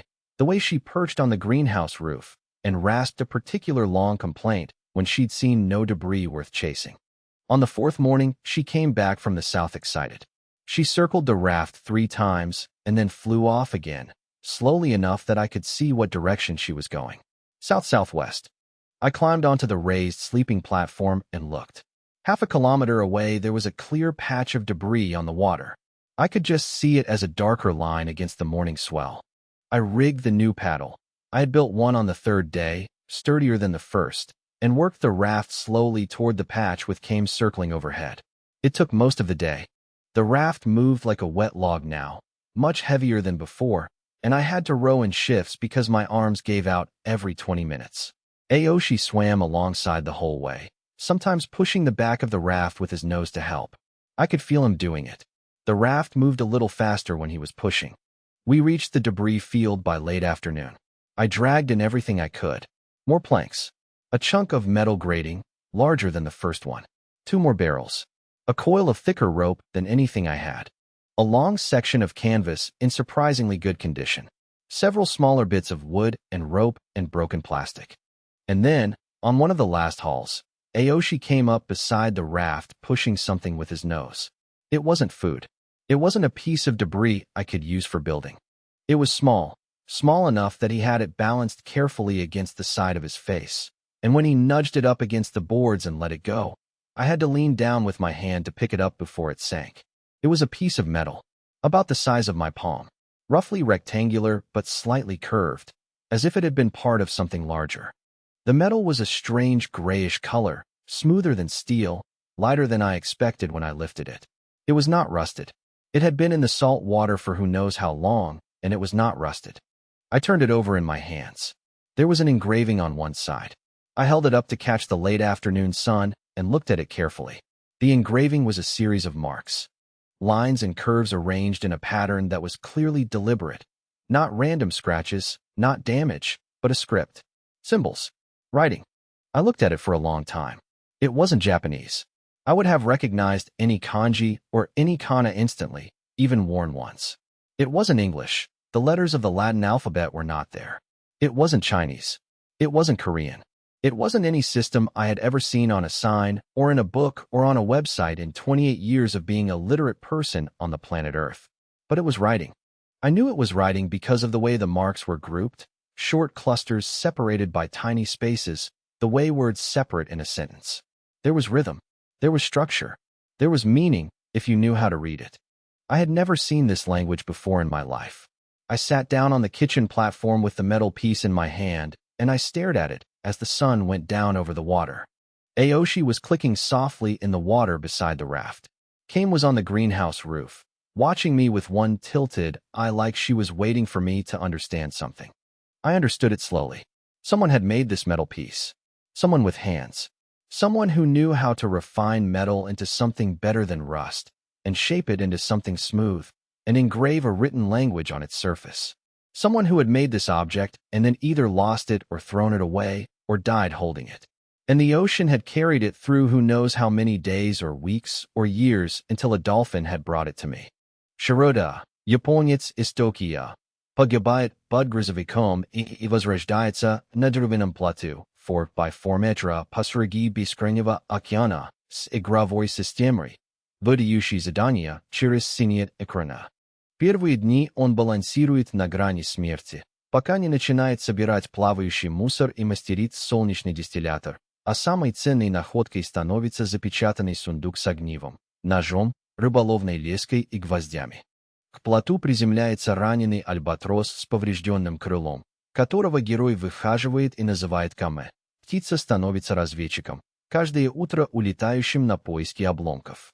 Через неделю Каме обнаруживает скопление мусора с бочкой семян овощей, и герой создает почву из водорослей, рыбьих внутренностей и золы, строя импровизированную теплицу.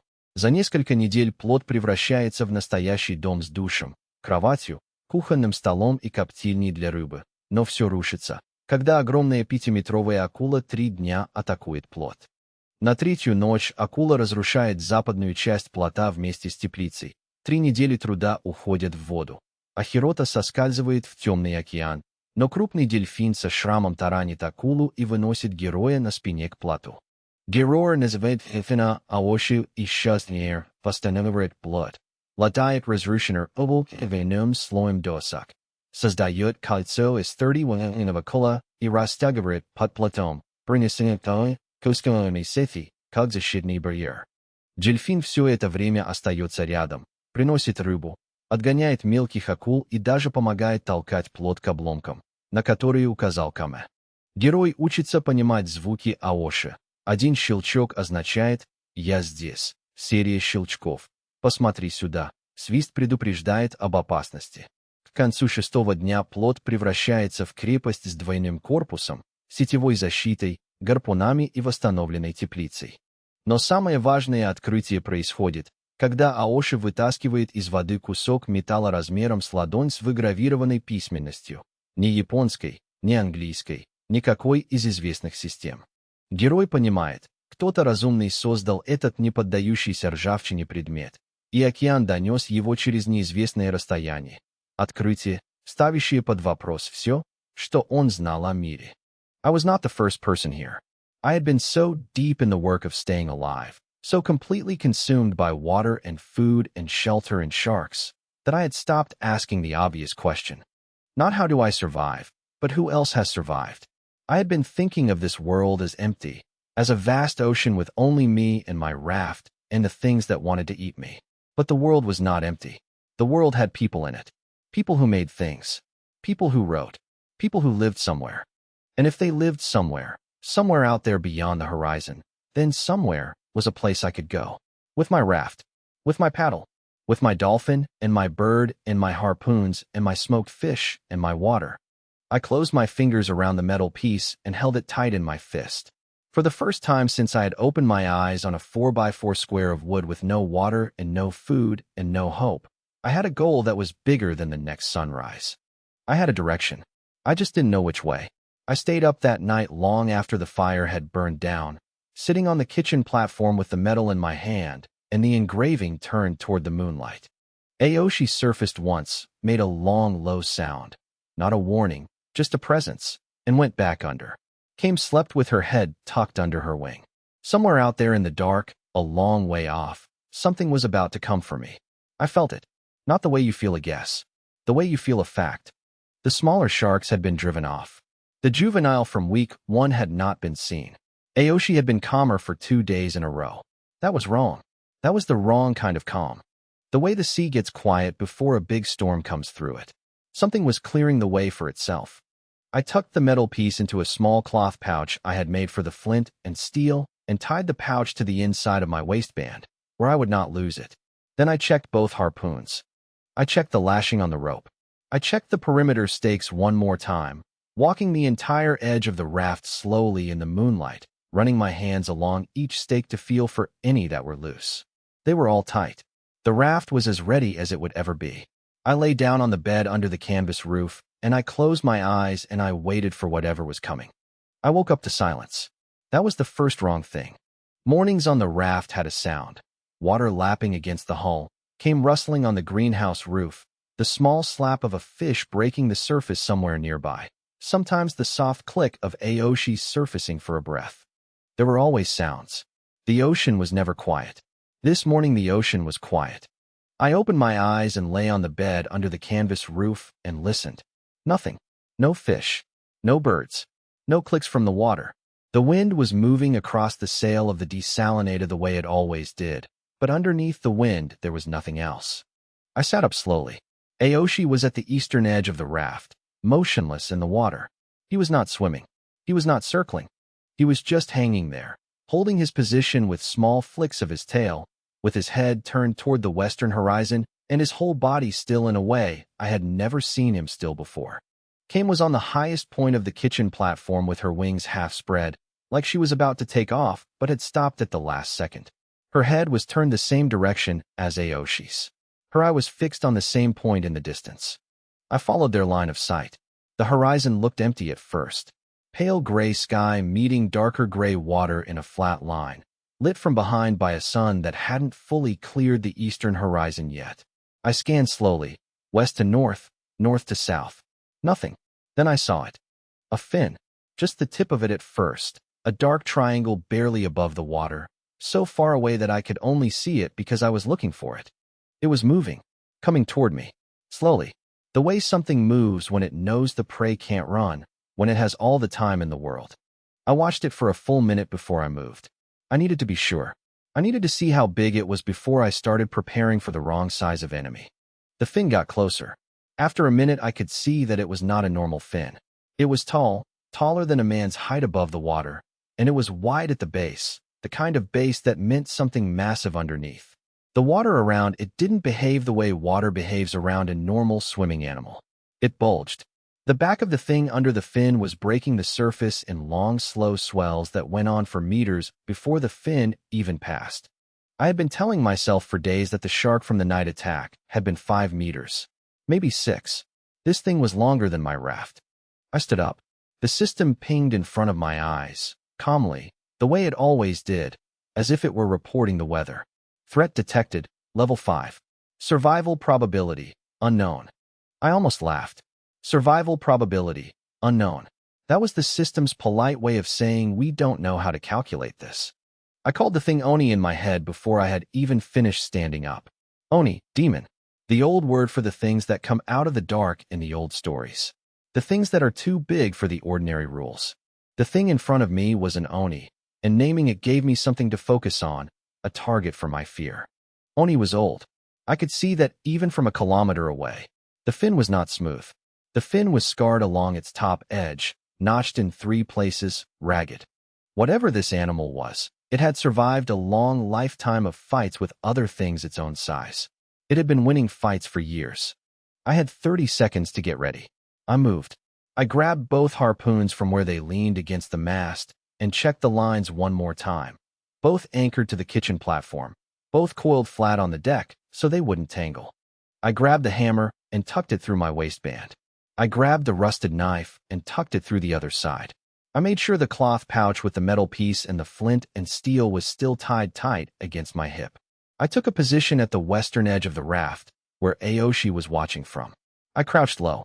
The doubled hull came up to about my knees from this position. Below the hull, the perimeter stakes pointed outward and downward into the water. Below the stakes, the net curtain hung like a fringe. I waited. Only took a long time to arrive.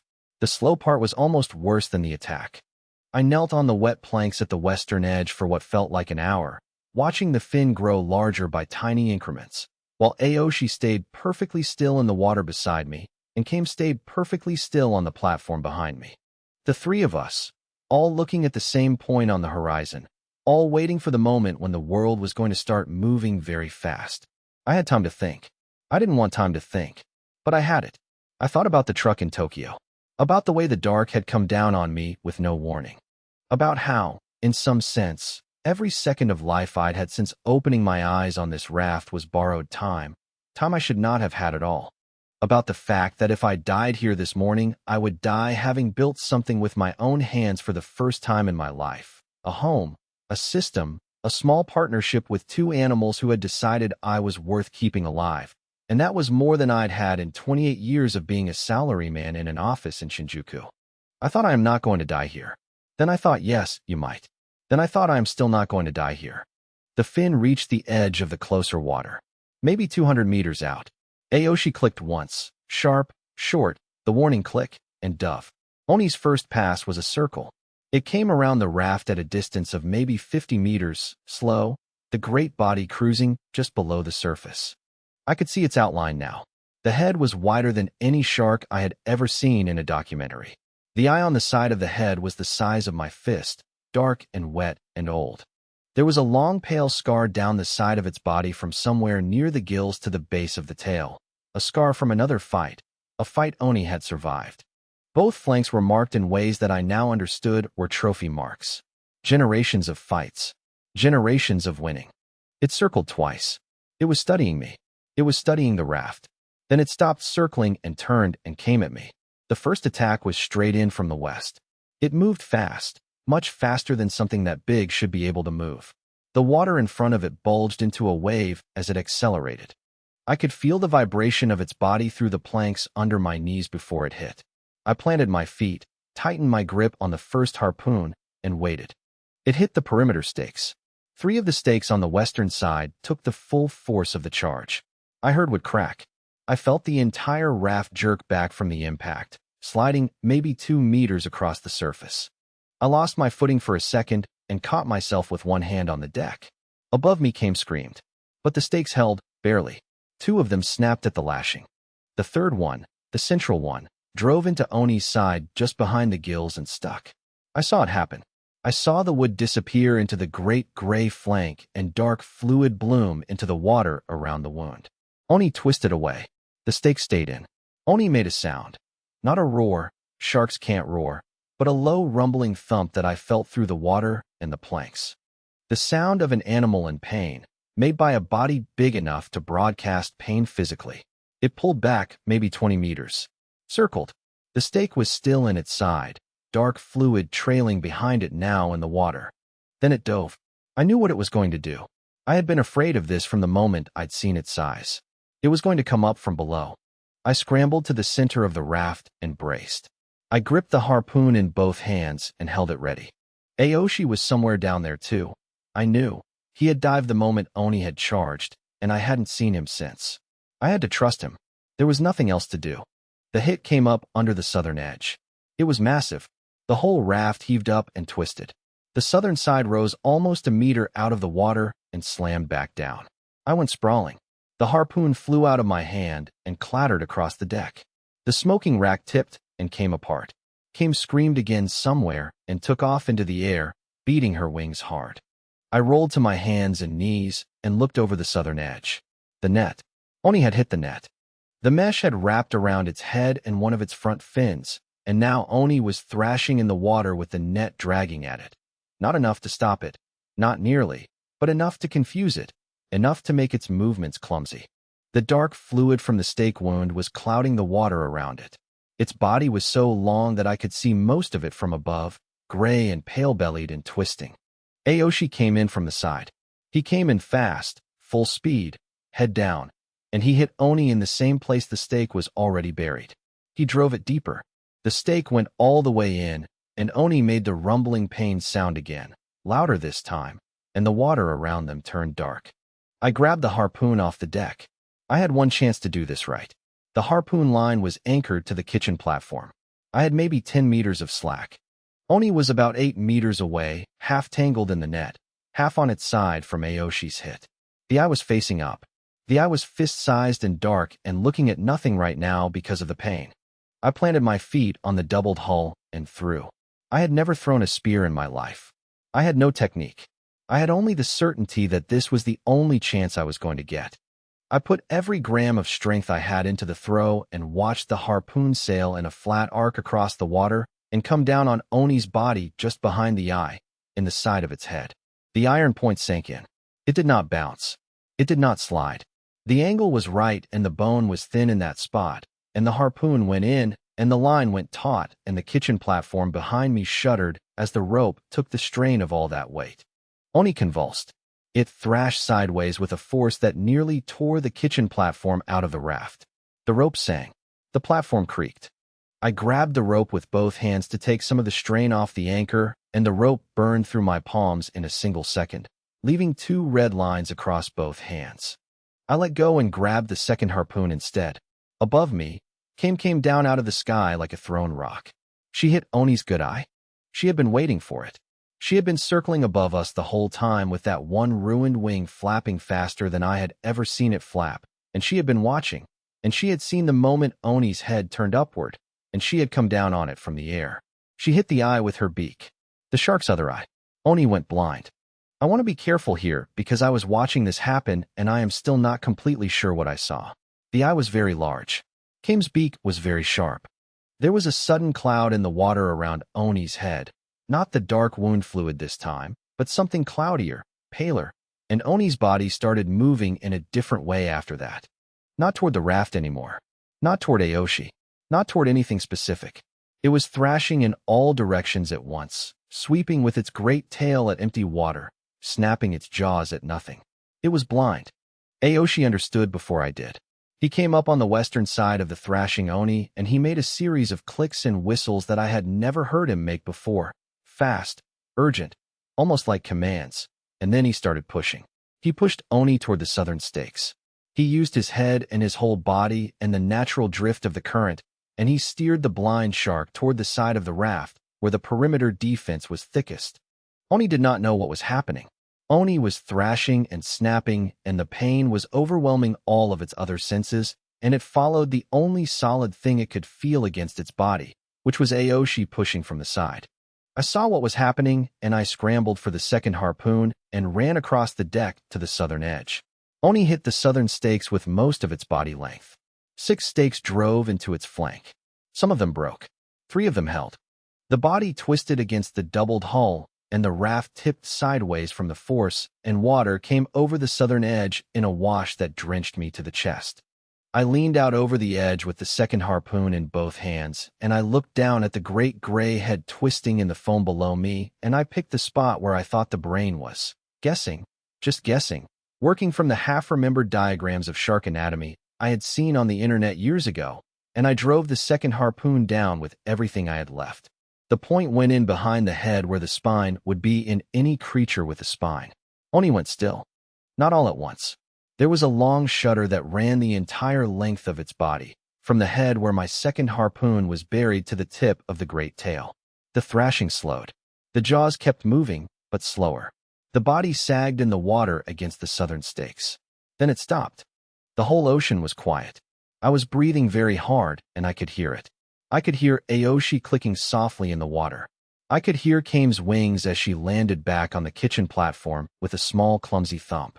I could hear the water lapping against the raft, normal water sounds, regular water sounds, the kind of sounds you hear when nothing is trying to kill you anymore. I sat down on the wet deck. I sat there for a long time. When I looked up again, the sun was higher than it had been when this started. Maybe an hour had passed. Maybe 2. I had no real sense of how long the fight had taken. The body of Oni was still pinned against the southern side of the raft, lashed there now by my own harpoon ropes and by the perimeter stakes that had not broken, and by the net that was still wrapped around its head and front fins. It was longer than the raft. I checked. I walked the length of it along the southern edge, and Oni's body extended past the western corner of my raft by almost 2 meters. A creature longer than my home, dead, killed by a man and a bird and a dolphin working together. I sat down on the kitchen platform with my hands in my lap, and I started to shake. Not from cold, from everything else. The shaking went on for a long time, and I let it. I had earned it. Aoshi came up against the side of the raft and clicked. I reached out and put my hand on the top of his head and held it there. I didn't speak. He didn't need me to. He stayed at the edge of the raft for a long time. Breathing slowly through the blowhole, I could see clearly now in the morning light, the side of his body rising and falling against the doubled hull. Kame hopped over to me and made a soft rasp that I had never heard before. Not the complaining rasp. A different one. A quieter one. She bumped her head against my leg. I stroked her good wing. She let me. The 3 of us stayed like that in silence for a long time. Then I got up to deal with Oni's body, because that body was now the largest single piece of resource I had ever seen in this world, and I was not going to waste any of it. I started cutting that afternoon. The skin came off in strips with the rusted knife. The skin was tough, much tougher than fish skin, and thicker, and patterned with small abrasive scales that made it feel like sandpaper under my hand. I cut a strip almost 2 meters long off one flank and laid it out on the deck to dry. It would make sail material. Better sail material than anything I had. Strong, salt-resistant, tear-resistant. The system pinged. Recipe unlocked. Reinforced sail. Recipe unlocked. Tough clothing. The meat came out in dark red slabs. So much of it that I had no way to process it all in one day. I cut the best of it, the meat from the back near the spine, into long thin strips and started laying them out on the rebuilt smoking rack. I salted some of it with the salt scraped from the inside of the desalinator bowls. The rest of the meat I cut into chunks and packed into a barrel I had cleaned out for storage. There was enough meat in Oni's body to feed me for months. The teeth I pulled with the rusted knife and the hammer, prying them out of the great jaw one at a time. Each one was as long as my thumb, sharper than anything I owned. I lined them up on the kitchen table and counted 43 of them before I stopped counting. Recipe unlocked. Sharp points. The bones I would deal with later. They were going to be tools and structural elements and weapons and frames for things I had not even thought of yet. The liver was the prize. I found it when I cut deeper into the body cavity in the late afternoon.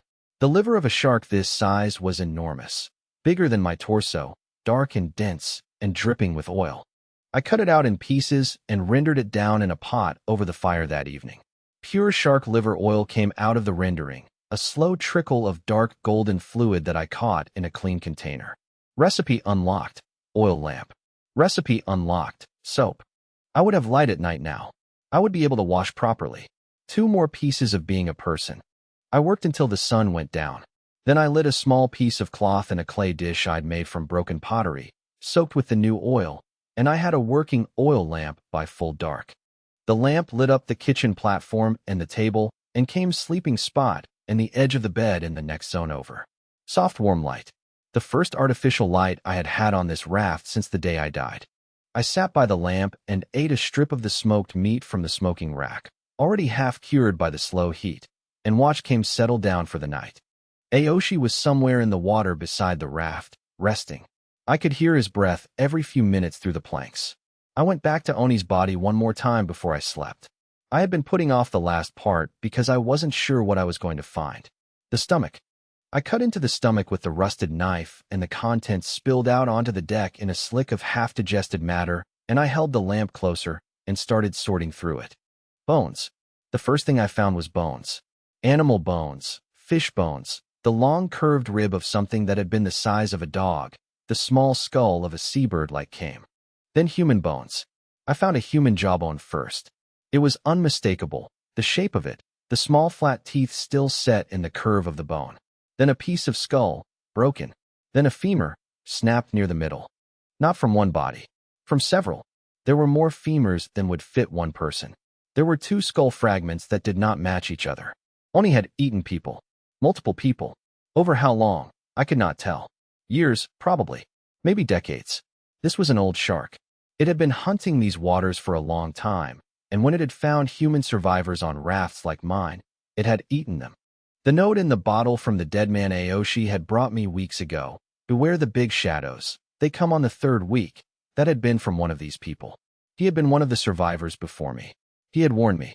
He had also been wrong about my 3rd week, because I was past my 3rd week and Oni had only just arrived now. Or maybe he had been right, and I was just luckier than he was. I kept sorting. Among the bones I found something else. It was made by hands.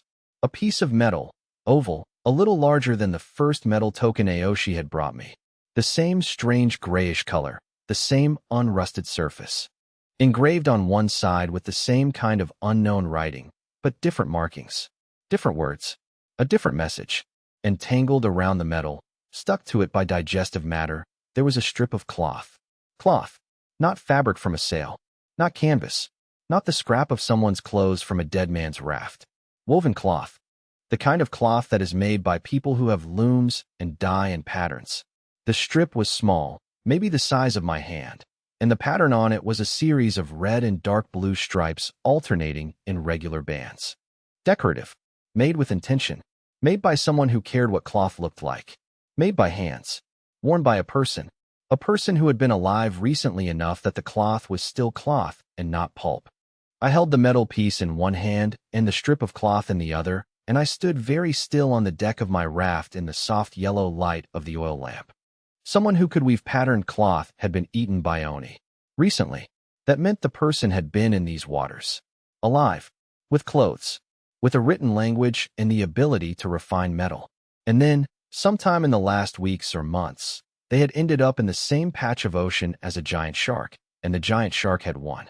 I closed my fingers around both objects. There were people here. Real people. People who lived somewhere with cloth and metal and writing. People who, until very recently, were alive, until they had crossed paths with something they couldn't fight. I had just killed that something. I sat down on the kitchen platform with the lamp burning in front of me and the 2 artifacts in my hands, and I looked out into the dark water past the edge of my raft. Aoshi surfaced once, somewhere in the dark, and made a soft, contented click before going under again. Kame was already asleep with her head under her wing. Tomorrow I was going to have a lot of decisions to make. Tonight, I just sat with the lamp and the bones and the cloth and the metal, and I tried to understand the size of the world that had just opened up in front of me. I woke up the next morning to a different world. I knew it before I opened my eyes. I could feel it in the way my body lay on the bed, not braced, not curled, just lying. The constant low hum of fear that had been running under everything for weeks was gone. I could feel its absence the way you feel the absence of a noise you'd stopped hearing because it was always there. I sat up slowly. Every muscle in my body hurt. My palms were two raw red lines from where the rope had burned them yesterday. My right shoulder had a deep ache from the harpoon throw. I had a cut on my forehead I didn't remember getting. I didn't care about any of it. Oni's body was still lashed to the southern side of the raft. In the morning light, it looked smaller than it had yesterday, not because it had shrunk, but because yesterday it had been a god of the deep coming for me, and now it was meat and bone and material, and a story I could tell. The dead are always smaller than the living. I went to the shower first. I had rebuilt the shower on the southern corner during the rebuilding week. The tank above was almost full from the new desalinator. I stood under it and pulled the peg and let the warm water come down on my head and shoulders and back, and I scrubbed at my arms and chest with my hands until the dried blood and the salt and the slick of Oni's stomach contents from last night came off in the runoff. I held my face up into the trickle and let it run down my closed eyelids and into my mouth. I had soap now. I made the first piece that morning, before anything else. While the water in the tank was still warming up, I rendered a small handful of Oni's liver oil with ash from the fire in a wooden bowl, the way I half remembered from a documentary I had watched a long time ago, and I worked the mixture with my fingers until it became a thick gray paste that didn't quite hold its shape, but would lather when I rubbed it on my skin. Crude. Smelled like fish. But it was soap. Real soap. The kind that made the dirt come off properly instead of just rinsing it. I washed my whole body with it under the slow trickle from the shower tank. When I stepped out from under the shower, I was cleaner than I had been since the truck. My skin was still raw and weather-beaten, and my hair was a mess, and I was thinner than I had been in my old life. I had lost weight on this raft, fish and bean sprouts not being the diet I had grown up on, but I was clean. Kame was sunning herself on the greenhouse roof. She had spread her wings out wide to catch the light, the way seabirds do when they need to dry the salt out of their feathers, and she looked, for the first time since I had met her, like a healthy bird. The crooked wing was still crooked, but the feathers were full and oiled, and she was holding the bad wing as wide as the good one, and the difference in the morning light was almost invisible. Aoshi was beside the raft. He had been beside the raft all night, I think. He surfaced when he saw me and made a long, contented click and rolled onto his side, so when I was looking up at me. I went over and crouched at the edge and put my hand on the side of his head. He pushed up against my palm. We stayed like that for a while. I made breakfast at the kitchen table. Smoked Oni meat. The strips from yesterday were properly cured now after a night on the rack. And a small bowl of beans from the new greenhouse, the first beans I had managed to grow to harvest since the seed barrel. I ate sitting on my stool at the table with Kame on the other end of the table eating her share of the meat, and Aoshi clicking softly in the water below me. It was the best meal of my life. I am not exaggerating. There has never been a meal in my life, including any of the meals I ever ate in my old life with my mother and father in Yokohama, or any of the dinners I had with friends in Shinjuku after work, or any of the rare times I had gone to a real restaurant for something special, that came close to that simple breakfast on the deck of my raft on the morning after I killed the demon of the deep. I sat at the table for a long time after I had finished eating. I was thinking about something the way you think about something when you have not yet decided to admit you are thinking about it. I was thinking about the metal piece and the strip of cloth. I had laid them both out on the kitchen table beside my food. The two metal tokens, the one Aoshi had brought me and the one from Oni's stomach, were sitting side by side. The strip of woven cloth, with its red and dark blue stripes, was folded next to them. I was thinking about what the day looked like from here. I had a fortress. I had food that would last me for months. I had 3 working desalinators making more water than I needed. I had a bird who could fly and a dolphin who could swim and a relationship with both of them that had now been tested by combat and held. I had a small new garden that was producing actual food. I had soap. I had a lamp that would burn through the night. I had 2 harpoons and a hammer and a knife and 43 teeth from the largest predator in these waters, ready to be turned into points and tools. I could stay here. I could stay here on this raft for a long time. Maybe forever. Fish in the morning, garden in the afternoon, sleep with the lamp burning low. Aoshi would keep the smaller sharks away. Kim would scout for debris. The desalinators would keep making water as long as the sun kept rising. I had built a life that was sustainable in a way my old salaryman life had never been sustainable. I had built something that worked. I could stay, but I knew I wasn't going to. I had known I wasn't going to from the moment I had picked up the metal token from Oni's stomach last night. Maybe even from the moment Aoshi had brought me the first one. The decision had been made days ago in some quiet part of me that I hadn't yet talked to. The world had people in it. People who made things. People who wove cloth and patterns.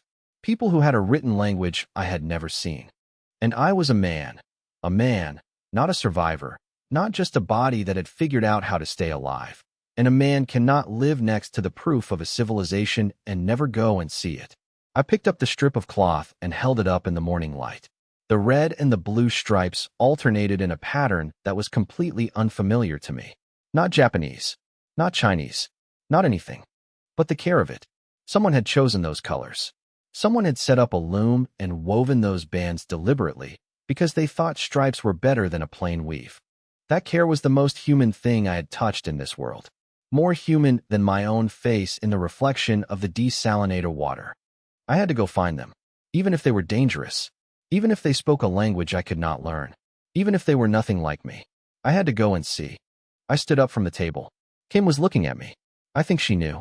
Animals know things in a way that has nothing to do with language. She tilted her head at me and made a small inquiring rasp.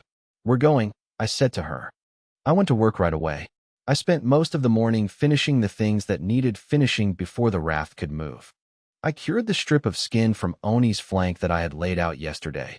It was almost dry now, much tougher than canvas, sandy and ridged on one side and smoother on the other, and I cut it into the shape of a real sail. I rigged it to the mast. The mast was the same broken stub I had been working around since day one, but I added a long pole lash to it as an extension, doubling the height. The new sail caught the wind the moment I unfurled it, and the raft jerked forward by half a meter before I caught the rope and held it. The reinforced sail of Oni's skin was 3 times stronger than the canvas sail I had made before. It was going to hold up to real wind. I built a real rudder on the back of the raft. I had been steering with a paddle until now, which worked for short trips but would be useless on a long voyage. The rudder was a flat plank lashed to a vertical pole, set into a wooden bracket on the rear edge so I could turn it from a position by the mast. Crude, but it would let me hold a course. I packed everything that needed to be packed. The smoked meat went into 2 barrels with sealed lids. The dried beans went into a cloth pouch. The water went into the largest sealed containers I had, 3 of them, almost full, enough for 10 days even if the desalinators failed completely. The metal pieces and the strip of cloth went into the pouch at my waistband, beside the flint and steel. The harpoons stayed by the mast, the knife on my belt, the hammer in the waistband, the lamp and the oil for it in the kitchen. I left some things behind. I left the smoking rack. I would build another one. I left the bigger of the 2 desalinators, the one that was lashed solidly to the deck and would be hard to rebuild if I broke it taking it apart. I left some of the heaviest building material I had been hoarding, the iron rings and the bigger metal pieces, because I needed the raft to be lighter for travel. It was strange to leave things behind. They had cost me weeks of work each. But the raft was the home, not the things in it, and the raft was coming with me. By mid-morning, everything was ready. Then I waited for Kame. I sent her up. It wasn't a complicated thing. I just stood on the kitchen platform and looked at her and pointed up at the sky and made the small gesture I had been making for the last week when I wanted her to scout. She rasped at me once. The "I am tired and I just woke up" rasp. And then she launched herself into the air with a hard double flap of her wings and climbed. She climbed higher than I had ever seen her climb. I think she understood the importance. I think she had been watching me pack, and she knew this morning was different from the other mornings. She went up and up until she was a small dark mark against the pale blue, and then she leveled out and started flying in a wide, slow circle around the raft. Bigger than her usual scouting circle. Much bigger. She was looking far. She circled for almost an hour. I sat on the kitchen platform with my hand shading my eyes, and I watched her, and Aoshi watched her too. He was floating beside the raft on his side with one eye out of the water, tracking her against the sky. Neither of us moved much. We were both waiting on her. She came back finally in a long, slow descending arc from the northwest. She landed on the kitchen platform with a small thump and folded her wings and looked at me and made a long, complicated series of rasps that I could not parse into anything specific. But she had something in her beak. She dropped it onto the table in front of me. A leaf. A fresh green leaf, oval, with serrated edges and a stem still attached, glossy on one side and matte on the other. It was not seaweed. It was not anything that lives in the ocean. It was the leaf of a real tree, the kind of tree that grows in soil, with roots and a trunk and branches, the kind of tree that exists on land. It was bright green.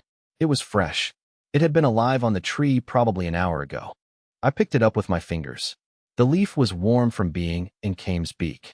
There was a single drop of moisture clinging to the underside, near the stem. I touched the drop with the tip of my finger and brought my finger to my tongue. Fresh water. Plant water. There was land out there. There was land out there, and Kame had flown to it and back inside an hour, which meant it could not be more than 15 kilometers away. Maybe 20. Within a day's journey under sail. Within reach of one good day of travel for a raft like mine. I sat on the kitchen platform with the leaf in my hand, and Kame standing on the table in front of me with her one good wing tucked against her side, and her one bad wing held a little crooked, and I started to laugh. Quietly at first, then a little louder. The kind of laugh that comes out of you when something has become too much to hold inside. Aoshi clicked from the water beside the raft. Long and contented. I laid out the 4 artifacts on the kitchen table in front of me, side by side, in the order I had received them. The first metal token, the one Aoshi had brought me. Smooth, gray metal, palm-sized, engraved with the writing I could not read. The strip of patterned cloth from Oni's stomach. Red and dark blue stripes, woven by hands. The second metal token, the larger one, also from Oni's stomach. Engraved with different words, but the same script. The fresh green leaf from Kame, with its drop of plant water. I looked at them in their row. Each one had come from a different direction and a different source. The dolphin from the depths, the shark's belly from the past, the bird from the air. And every one of them pointed the same way. Every one of them said there is more than this raft. Every one of them was a piece of the same answer. I stood up. I went to the mast and took hold of the rope that controlled the new reinforced sail. I went to the rudder and put my hand on the steering pole. I looked west, the direction Kame had come back from, and I unfurled the sail. The wind was good that morning. It was a steady wind, blowing from the east, the way it had been blowing for most of the days I had been on this raft. The sail filled. The reinforced shark skin caught the wind in a way the old canvas never had. It bellied out solid and tight, and the rope I was holding in my burned hand went taut all the way to the mast, and the raft moved. It moved the way it had never moved before. Not the slow drift of the current. Not the sluggish push of my paddle. Sailing. Real sailing. The whole structure under my feet picked up speed in a smooth, steady acceleration, and the water started to whisper against the doubled hull and the broken corner I had patched and the perimeter stakes that had held against Oni's charge. The raft was moving west under its own power. Aoshi stayed alongside the raft on the southern side. He had positioned himself to swim with us. Not pushing this time, just keeping pace. And after a few minutes he sped up slightly and slid out in front of the raft, taking the lead. He was leading me. He knew where we were going. Maybe he had always known. Maybe he had been waiting for me to be ready. Kim was already in the air. She had launched the moment the sail had filled, and she was now flying in a long, slow line ahead of us, climbing and gliding in a pattern that I now understood as a scouting course. She would fly out a few hundred meters, circle, come back, and then go out again, drawing a path I was meant to follow. I held the rudder with one hand and the sail rope with the other, and I set my course on her. The system pinged in the air in front of me. I had been almost expecting it. The system always knew when the world had changed. Approaching inhabited zone. Threat level, unknown. New section unlocked. Reputation. I read it twice. Then a third time. Reputation. That was a word that meant other people. Reputation was a thing you had with someone who could remember you. The system was telling me, in its calm, flat way, that I was about to enter a place where I would be seen by other beings who would form opinions of me and remember those opinions over time. The system was telling me that the part of my life that had been pure survival was over, and a new part, a much more complicated part, with politics and language and trust and betrayal and everything else that comes with humans, was beginning. I closed the system screen. I looked west at the empty horizon and at Kame's small dark shape against the sky and at Aoshi's gray back rising and falling in the swell ahead of me. And I said the thing out loud that I had been thinking about all morning. A month ago, I didn't know how to catch a fish. Today, I killed the king of these waters. But somebody made this token. Somebody wove this cloth. Somebody is alive out there with hands that build and a mouth that speaks a language I have never heard. And if they're still alive, that means they know how to kill too. I learned how to survive against the ocean. Now I have to learn how to survive against people. The wind moved across the sail, and I don't even know if they speak my language. I stood at the rudder of my raft as the sun climbed higher, with my birds scouting the sky in front of me and my dolphin leading me through the water, and I sailed west toward the place where the leaf had grown, and the place where the cloth had been woven, and the place where, somewhere, a person was waking up this morning who did not yet know that I existed. I would meet them soon.